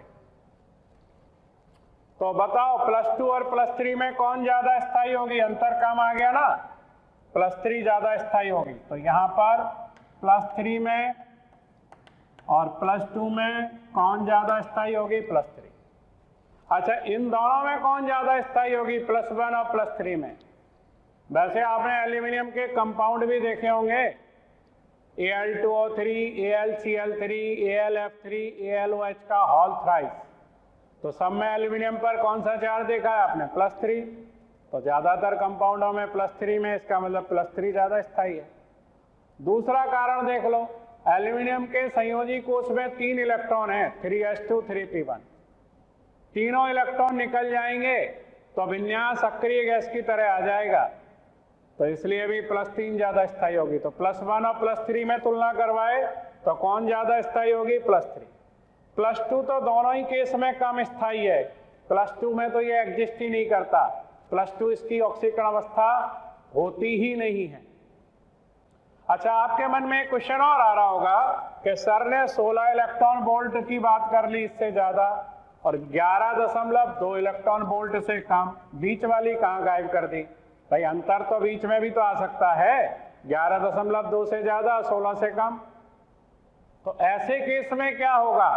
अगर आपने इन दोनों का अंतर निकाला IE2 और IE1 का, और वो अंतर आ गया 11.2 इलेक्ट्रॉन वोल्ट से ज्यादा और 16 इलेक्ट्रॉन वोल्ट से कम, आपने क्या किया? IE2 और IE1 का अंतर निकाला और ये आ गया, मान के चलो 11.2 से और 16 इलेक्ट्रॉन वोल्ट के बीच। तो इसका मतलब है कि दोनों ऑक्सीकरण अवस्थाएं की जो स्थायित्व है वो लगभग समान है। माने वो तत्व दोनों ऑक्सीकरण अवस्थाओं में क्या करेगा? एग्जिस्ट करेगा, यानी परिवर्तनशील ऑक्सीकरण अवस्था होगी उसकी। ऐसा किनके लिए आता है? डी खंड के तत्वों के लिए। तो उसमें +1 भी होगी और +2 भी स्थायी होगी, दोनों का स्थायित्व तो लगभग समान होगा, दोनों में ही पाया जाएगा वो। ऐसे ही आपने अंतर निकाला अगर 3 में और 2 में, और ये आ गया 11.2 इलेक्ट्रॉन वोल्ट से और 16 इलेक्ट्रॉन वोल्ट के बीच में, तो इसका मतलब उसमें +2 भी होगी और +3 भी होगी, यानी दोनों का स्थायित्व लगभग समान होगा और दोनों ऑक्सीकरण अवस्थाओं में वो तत्व पाया जाएगा, यानी परिवर्तनशील ऑक्सीकरण अवस्था होगी। तो डी खंड के तत्वों में ऐसा देखा गया है कि वो परिवर्तनशील ऑक्सीकरण अवस्थाएं दर्शाते हैं, क्योंकि उनके लिए जो अंतर आते हैं वो इनके बीच में आते हैं। बाकी जिनकी ऑक्सीकरण अवस्थाएं निश्चित होती हैं उनके लिए अंतर बीच में नहीं आएंगे, या तो ज्यादा आएगा या कम आएगा। चलो इनमें देखो, एल्यूमिनियम की तीनों ऑक्सीकरण अवस्थाओं में कौन ज्यादा स्थायी होगी? +3 सबसे ज्यादा, फिर +1 उससे कम, और ये तो खैर मिलती ही नहीं है, +2 में तो ये मिलता ही नहीं है। तो ये एल्यूमिनियम की ऑक्सीकरण अवस्थाओं के स्थायित्व का क्रम होगा। तो इस तरह के आपको डेटा दे देगा, कारण पूछ लेगा, आप बता देना। तो यहाँ तक ये आयनाइजेशन एनर्जी खत्म हो गया। इलेक्ट्रॉन बंधुता या इलेक्ट्रॉन ग्रहण एंथैल्पी, अगला गुण अपन पढ़ेंगे, इलेक्ट्रॉन बंधुता या इलेक्ट्रॉन ग्रहण एंथैल्पी।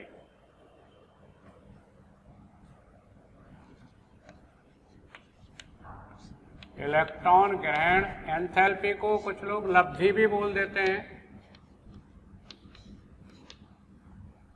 इलेक्ट्रॉन ग्रहण लब्धि, अच्छा दर्शाते किससे हैं? डेल्टा। डेल्टा हमेशा ऊर्जा में परिवर्तन के लिए उपयोग में लाया जाता है। अंग्रेजी में कहते हैं इलेक्ट्रॉन गेन, तो Eg, और ऊर्जा में परिवर्तन में या एंथैल्पी में परिवर्तन को H से दर्शाते हैं, तो डेल्टा EgH। इसको दर्शाने का तरीका है। इसका अंग्रेजी नाम क्या है? Electron gain enthalpy.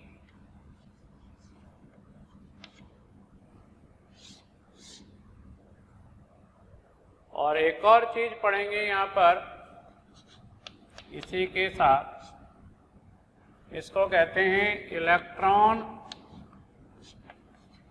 बंधुता। अंग्रेजी में इसे EA या फिर AE से दर्शाते हैं, और अंग्रेजी नाम इसका क्या है? Electron affinity. एफिनिटी का मतलब होता है आकर्षण, बंधुता का मतलब भी आकर्षण ही है। तो जैसे ये कोई किसी तत्व का पृथक गैसीय परमाणु है, ये नाभिक है, नाभिक का आकर्षण बल इसकी सतह तक लगता है परमाणु की। नाभिक का आकर्षण बल इस परमाणु की सतह तक लगता है, और यहां पर कोई बाहर से इलेक्ट्रॉन आ गया, इसमें भी है इलेक्ट्रॉन, इनको तो ये आकर्षित करेगा ही करेगा। तो इस इलेक्ट्रॉन पर जो इसका नाभिक का या परमाणु का आकर्षण बल लगेगा, इस आकर्षण बल को क्या कहेंगे? इलेक्ट्रॉन बंधुता। यानी बाहर से आने वाले इलेक्ट्रॉन पर नाभिक की जितनी आकर्षण क्षमता होगी, इस इलेक्ट्रॉन के लिए इस नाभिक की या इस परमाणु की जितनी आकर्षण क्षमता होगी इसको आकर्षित करने की, खींचने की, वो इसकी इलेक्ट्रॉन बंधुता कहलाएगी। मतलब इलेक्ट्रॉन के लिए इसकी वो आकर्षण क्षमता है, वही बंधुता है। तो इसकी डेफिनेशन क्या होगी? किसी परमाणु की, है ना,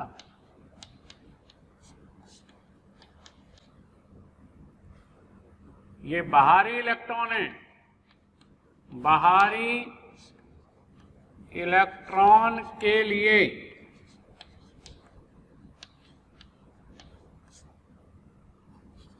आकर्षण क्षमता को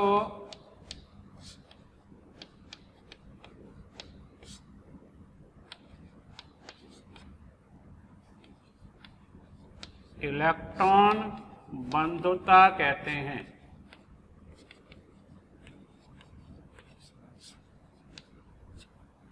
तो ये इलेक्ट्रॉन बंधुता कहलाएगी इसके लिए किसी परमाणु की जो आकर्षण क्षमता है वो। अब और आगे देखो, ये क्या चीज है? इलेक्ट्रॉन ग्रहण एंथैल्पी। इलेक्ट्रॉन ग्रहण लब्धि क्या है? इस आकर्षण क्षमता या बंधुता को अगर अपने को नापना है, तुलना करना है, तो ऊर्जा में परिवर्तन निकाल के देखना पड़ेगा। तो वो ऊर्जा में परिवर्तन क्या होता है? देखो, ये परमाणु है, ये नाभिक है, और ये बाहरी इलेक्ट्रॉन है, और ये इसके इलेक्ट्रॉन है परमाणु के। अब इस इलेक्ट्रॉन पर नाभिक का क्या लगेगा? ये आकर्षण बल, अट्रैक्शन फोर्स। तो नाभिक का ये अट्रैक्शन फोर्स लगेगा और इन इलेक्ट्रॉनों का रिपल्सन फोर्स भी लगेगा।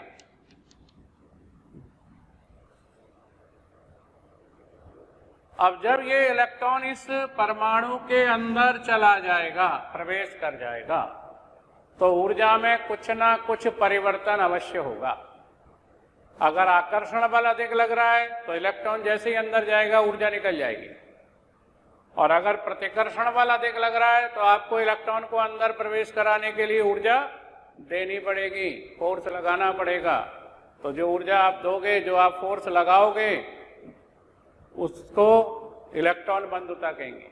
या जब इलेक्ट्रॉन अंदर प्रवेश करेगा तो जितनी ऊर्जा बाहर निकलेगी उसको क्या कहोगे आप? इलेक्ट्रॉन ग्रहण एंथैल्पी। बंधुता नहीं कहेंगे, इलेक्ट्रॉन ग्रहण एंथैल्पी कहलाएगी। इलेक्ट्रॉन को ये परमाणु ग्रहण कर लेगा। इलेक्ट्रॉन को ये परमाणु, जैसे मैंने यहां ले लिया ये एक्स, यानी पृथक गैसीय परमाणु ले लिया किसी तत्व का, और इसमें ये इलेक्ट्रॉन प्रवेश करा रहे हैं, और ये मैंने मान लिया कि आकर्षण बल ज्यादा है प्रतिकर्षण बल से। सामान्यतः ऐसा ही होता है, आकर्षण बल ज्यादा लगता है तो ये इलेक्ट्रॉन इसके अंदर जब प्रवेश कर जाता है और ये ऋणायन में बदल जाएगा, तो यहां पर ऊर्जा या एंथैल्पी में परिवर्तन होगा। जब ऊर्जा उत्सर्जित होती है तो इसमें परिवर्तन को अपन माइनस चिन्ह के द्वारा बताते हैं। तो यहां माइनस साइन लगा देंगे, इसकी वैल्यू नेगेटिव आएगी। और एक केस और बनेगा, कौन सा बनेगा एक और केस? ये अगर परमाणु कौन से हैं? बेरिलियम, नाइट्रोजन, मैग्नीशियम और अक्रिय गैस है। अगर अक्रिय गैस का कोई परमाणु है तो इनके विन्यास स्थायी हैं। इसका 2s2, 2p3, 3s2 और इनके विन्यास आप जानते ही हो स्थायी होते हैं। तो स्थायी विन्यास के कारण ये इस इलेक्ट्रॉन को प्रतिकर्षित ज्यादा करते हैं। तो इन परमाणुओं में अट्रैक्शन फोर्स कम लगता है, रिपल्सन ज्यादा लगता है। तो इस इलेक्ट्रॉन को इसके अंदर प्रवेश कराने के लिए धक्का बाहर से लगाना पड़ता है, ताकत लगानी पड़ती है, ऊर्जा देनी पड़ती है। तो इनमें जब पहला इलेक्ट्रॉन प्रवेश करता है और ये ऋणायन बनाते हैं तो यहाँ पर ऊर्जा बाहर निकलती नहीं है, देनी पड़ती है। ऊर्जा उत्सर्जित नहीं होती, देनी पड़ती है। और देनी पड़ती है तो इसका चिन्ह आता है धनात्मक। सामान्यतः ऐसा होता है, ये पहला वाला प्रक्रम है ना, ये सामान्यतः ऐसा होता है। सामान्यतः पहला इलेक्ट्रॉन प्रवेश करेगा तो ऊर्जा निकलेगी। और इन चार केस में, बेरिलियम, मैग्नीशियम, नाइट्रोजन और अक्रिय गैस के केस में भी पहला इलेक्ट्रॉन प्रवेश कराओगे तो ऊर्जा देनी पड़ेगी।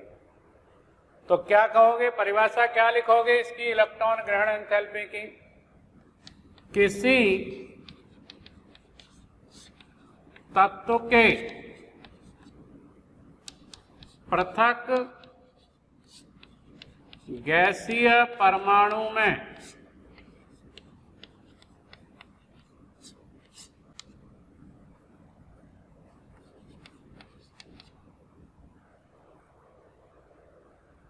पृथक गैसीय परमाणु में जब इलेक्ट्रॉन प्रवेश करता है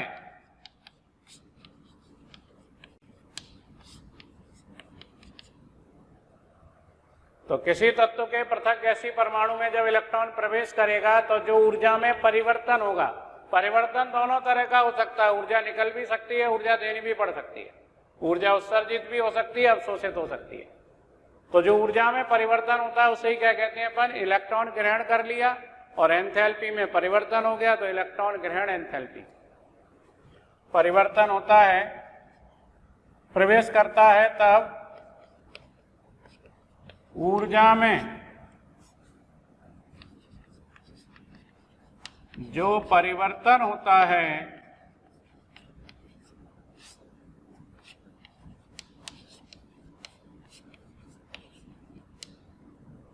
उसे इलेक्ट्रॉन ग्रहण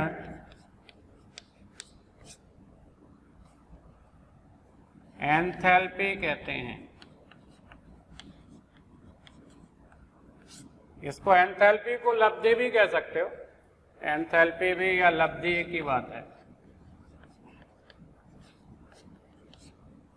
कहते हैं। अब देखने में तो ये दोनों आपको अलग अलग लग रहे होंगे। वास्तव में ये जो इलेक्ट्रॉन है ना, इस पर जितना ज्यादा आकर्षण बल लगेगा ऊर्जा में परिवर्तन भी उतना ही ज्यादा होगा, क्योंकि आकर्षण बल जितना लगता है उतनी ज्यादा ऊर्जा बाहर निकलती है। तो देखने में दोनों अलग लग रहे हैं लेकिन वास्तव में दोनों एक ही हैं और दोनों में एक रिलेशन भी है। उस रिलेशन से अपन देखते हैं दोनों में क्या संबंध है। बस दोनों में साइन का परिवर्तन है, साइन का अंतर है, चिन्ह का अंतर है। तो दोनों में संबंध देख लो पहले। इलेक्ट्रॉन बंधुता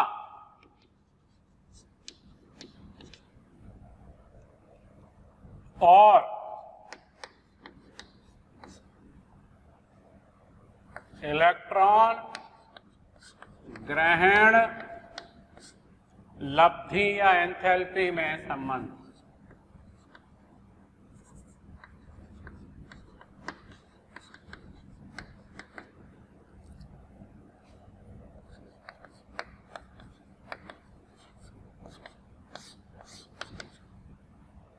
दोनों में संबंध क्या है? जो इलेक्ट्रॉन ग्रहण एंथैल्पी है वो बराबर होगी minus electron affinity minus 5/2 RT। ये वैल्यू जो है वो गतिज ऊर्जा की वैल्यू है। जब इलेक्ट्रॉन ना परमाणु में अंदर चला जाएगा तो उससे जो गति करेगा और उससे जो ऊर्जा उत्पन्न होगी इसकी वैल्यू है।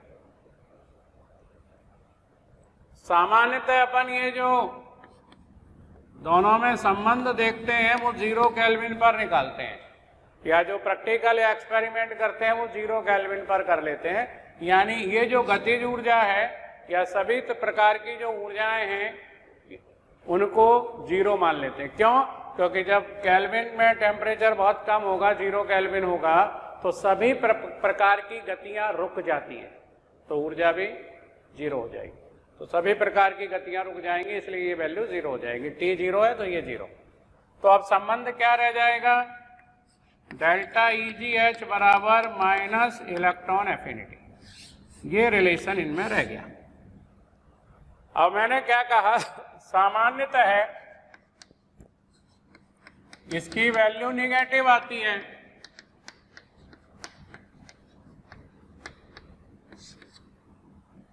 तो इलेक्ट्रॉन एफिनिटी क्या होगी? सामान्यतः पॉजिटिव।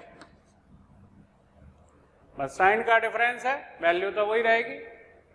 तो इससे अपन इलेक्ट्रॉन एफिनिटी का पता लगा सकते हैं। और इनके लिए ये 4 केस हैं, जैसे इनके लिए पॉजिटिव आती है वैल्यू, बेरिलियम, मैग्नीशियम, नाइट्रोजन और अक्रिय गैस।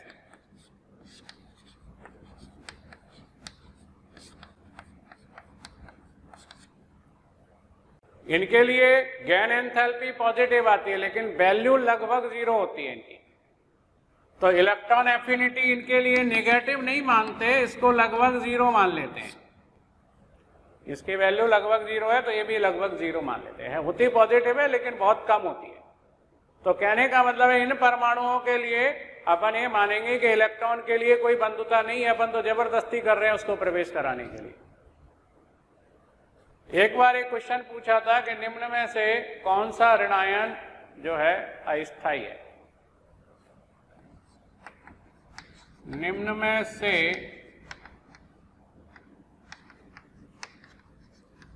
कौन सा ऋणायन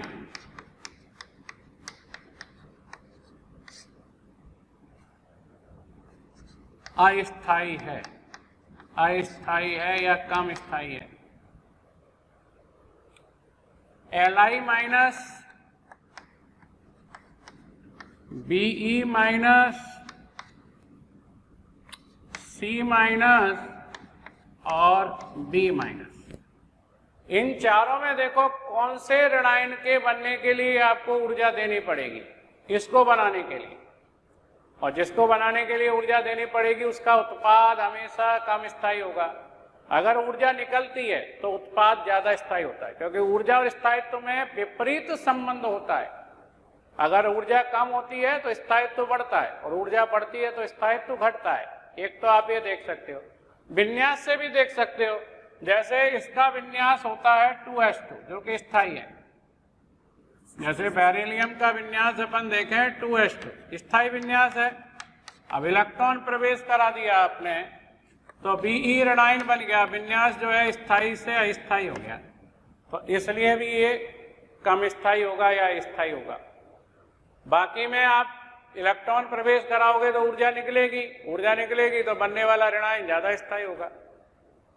या इनमें जैसे एक इलेक्ट्रॉन इसमें प्रवेश करा दोगे लिथियम में, तो इसका विन्यास क्या होगा? 2s1 से 2s2 हो गया, तो कम स्थायी से ज्यादा स्थायी विन्यास हो गया। बस ज्यादा अच्छा विन्यास की तुलना में ज्यादा अच्छा ऊर्जा में परिवर्तन से देखोगे तो वो ज्यादा ठीक है। तो ये सबसे कम स्थायी या अस्थायी होगा। अब देखो किसी तत्व का ये मैंने पृथक गैसीय परमाणु ले लिया और पहला इलेक्ट्रॉन इसमें प्रवेश कराएंगे और ऋणायन बना देंगे। तो सामान्यतः जो ऊर्जा में या एंथैल्पी में परिवर्तन होगा वो ऋणात्मक होगा, यानी ऊर्जा उत्सर्जित होगी। अब जब दूसरा ऋणायन बनाओगे यानी दूसरा इलेक्ट्रॉन प्रवेश कराओगे, तो पहला तो उदासीन परमाणु में कराया, इसलिए जब सतह पर इलेक्ट्रॉन पहुंचा तो उस पर आकर्षण बल ज्यादा लगा।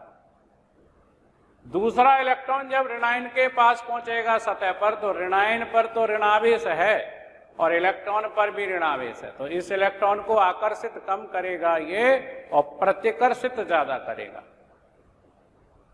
तो अपन ऐसा कह सकते हैं कि पहले वाले केस में तो आकर्षण बल ज्यादा है, अट्रैक्शन फोर्स रिपल्सन फोर्स से ज्यादा है, लेकिन यहाँ अट्रैक्शन फोर्स कम होगा रिपल्सन फोर्स से। कारण इन दोनों में क्या है, समान आवेश है, समान आवेश है तो प्रतिकर्षण बल ज्यादा लगेगा। और ये ऋणायन इस इलेक्ट्रॉन का अंदर आने का क्या करेगा, विरोध करेगा। एक्स ऋणायन इलेक्ट्रॉन के अंदर आने को या अंदर आने का विरोध करेगा।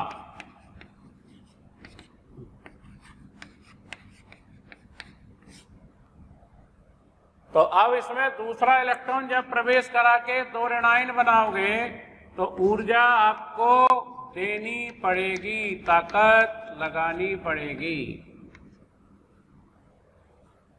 ऐसे ही आप तीन ऋणायन बनाओगे दो ऋणायन से तो और भी ज्यादा प्रतिरोध करेगा ये, क्योंकि अब आवेश और भी ज्यादा आ गया। तो अब यहां पर आपको और भी ज्यादा मात्रा में ऊर्जा देनी पड़ेगी तीन ऋणायन बनाओगे तो।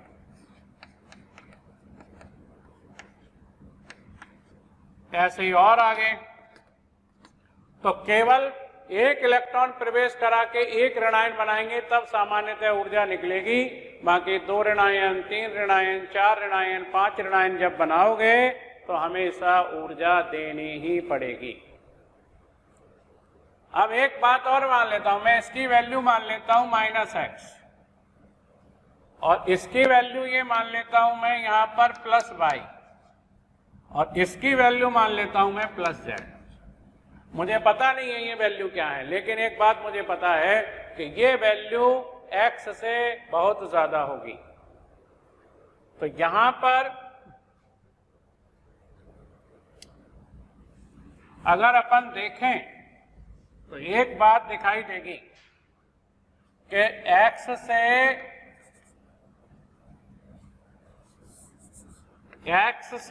y की वैल्यू ज्यादा होगी।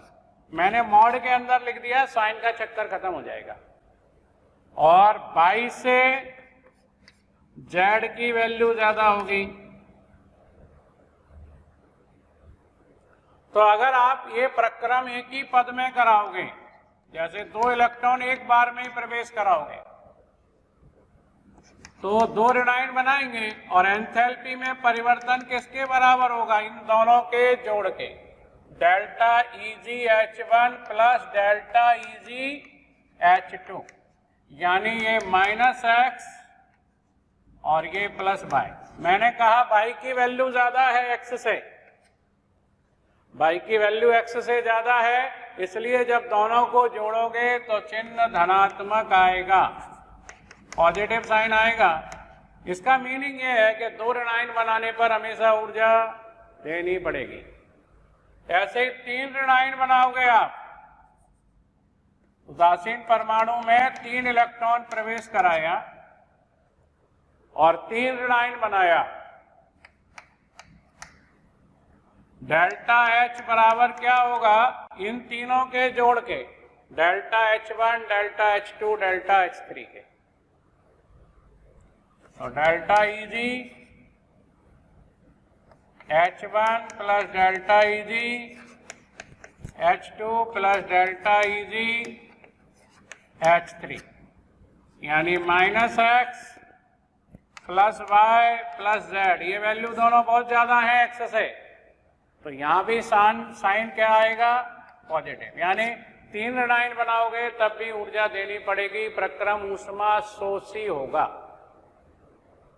एक उदाहरण लेते हैं, ऑक्सीजन का गैसीय परमाणु लिया, पहला इलेक्ट्रॉन प्रवेश कराएंगे और ऑक्सीजन का ऋणायन बनाएंगे और एंथैल्पी में परिवर्तन देखेंगे। ये वैल्यू होती है -141 किलो जूल प्रति मोल। अब दूसरा इलेक्ट्रॉन इस दो ऋणायन में प्रवेश कराएंगे, एक ऋणायन में, और दो ऋणायन बनाएंगे। इन दोनों पर समान आवेश है, प्रतिकर्षण लगेगा, इलेक्ट्रॉन को ताकत के साथ, फोर्स के साथ ऊर्जा देके प्रवेश कराना पड़ेगा और दो ऋणायन बना लेंगे और ऊर्जा या एंथैल्पी में जो परिवर्तन होगा डेल्टा EgH2, उसकी वैल्यू होगी धनात्मक और मान बहुत ज्यादा होगा इससे। अब मैं ये जो प्रक्रम है उसे एक ही पद में कराऊं, तो एक पद में कराने पर क्या होगा, कुल एंथैल्पी में परिवर्तन, ऊर्जा में परिवर्तन देखना है। वो दो ऋणायन अपन ने एक पद में बनाया, दोनों इलेक्ट्रॉन एक ही पद में प्रवेश करा दिए, तो एंथैल्पी में परिवर्तन क्या होगा, इन दोनों के जोड़ के बराबर, -141 और प्लस 708। सॉल्व कर लेना, कितना आ जाएगा, 8 में से 1 जाएगा 7, 10 में से 4 जाएंगे 6 और 6 में से 2 जाएगा तो 5, प्लस की आएगी वैल्यू। तो ये धनात्मक आ गई वैल्यू। एक और चीज देखो यहाँ, ये मैंने फ्लोरीन का गैसीय परमाणु लिया और एक इलेक्ट्रॉन इसके अंदर प्रवेश कराया और F ऋणायन बना लिया। पहला इलेक्ट्रॉन प्रवेश कराया, एंथैल्पी में परिवर्तन या इलेक्ट्रॉन ग्रहण एंथैल्पी है -333 किलो जूल प्रति मोल। अब मुझे इसी इलेक्ट्रॉन को इसमें से निकालना है, F ऋणायन में से इसी इलेक्ट्रॉन को निकालना है, तो इतनी ही ऊर्जा मुझे देनी पड़ेगी, क्योंकि इस इलेक्ट्रॉन को प्रवेश कराने पर इतनी ऊर्जा निकली है, तो इसको निकालने के लिए इतनी ऊर्जा देनी पड़ेगी। तो ये फ्लोरीन ऋणायन से फ्लोरीन का गैसीय परमाणु बनाएंगे, तो इलेक्ट्रॉन निकालने के लिए जो ऊर्जा देते हैं वो आयनन एंथैल्पी, आयनन ऊर्जा कह दो, और वो कितनी देनी पड़ेगी, इतनी। कोई भी रासायनिक अभिक्रिया या जब विपरीत दिशा में होती है, जैसे ये इस दिशा में है, इसके विपरीत है, तो एंथैल्पी में परिवर्तन, ऊर्जा में परिवर्तन समान होता है, बस उसका चिन्ह अलग होता है। ठीक है, तो कहने का मतलब यह है कि ये उदासीन परमाणु है, उदासीन परमाणु। और अगर मैं यहां साइन चेंज कर दूं इसका, तो ये इलेक्ट्रॉन बंधुता कहलाएगी। उदासीन परमाणु की इलेक्ट्रॉन बंधुता ये बराबर है किसके, उसी के ऋणायन की आयनन ऊर्जा के। उदासीन परमाणु की इलेक्ट्रॉन बंधुता ऋणायन की आयनन ऊर्जा के बराबर होती है। तो कभी भी आपको अगर ऋणायन की अगर आयनन ऊर्जा की तुलना करवाए, तो पहले आप उसके उदासीन परमाणु की इलेक्ट्रॉन बंधुता को देख लोगे। बच्चों, जो आप लेक्चर देख रहे हैं, पूरा टॉपिक पढ़ना चाहते हैं या हम जो यहाँ पर पढ़ाते हैं वो आप पढ़ना चाहते हैं, तो आप हमें 18002121 799 पर कॉल कर सकते हैं।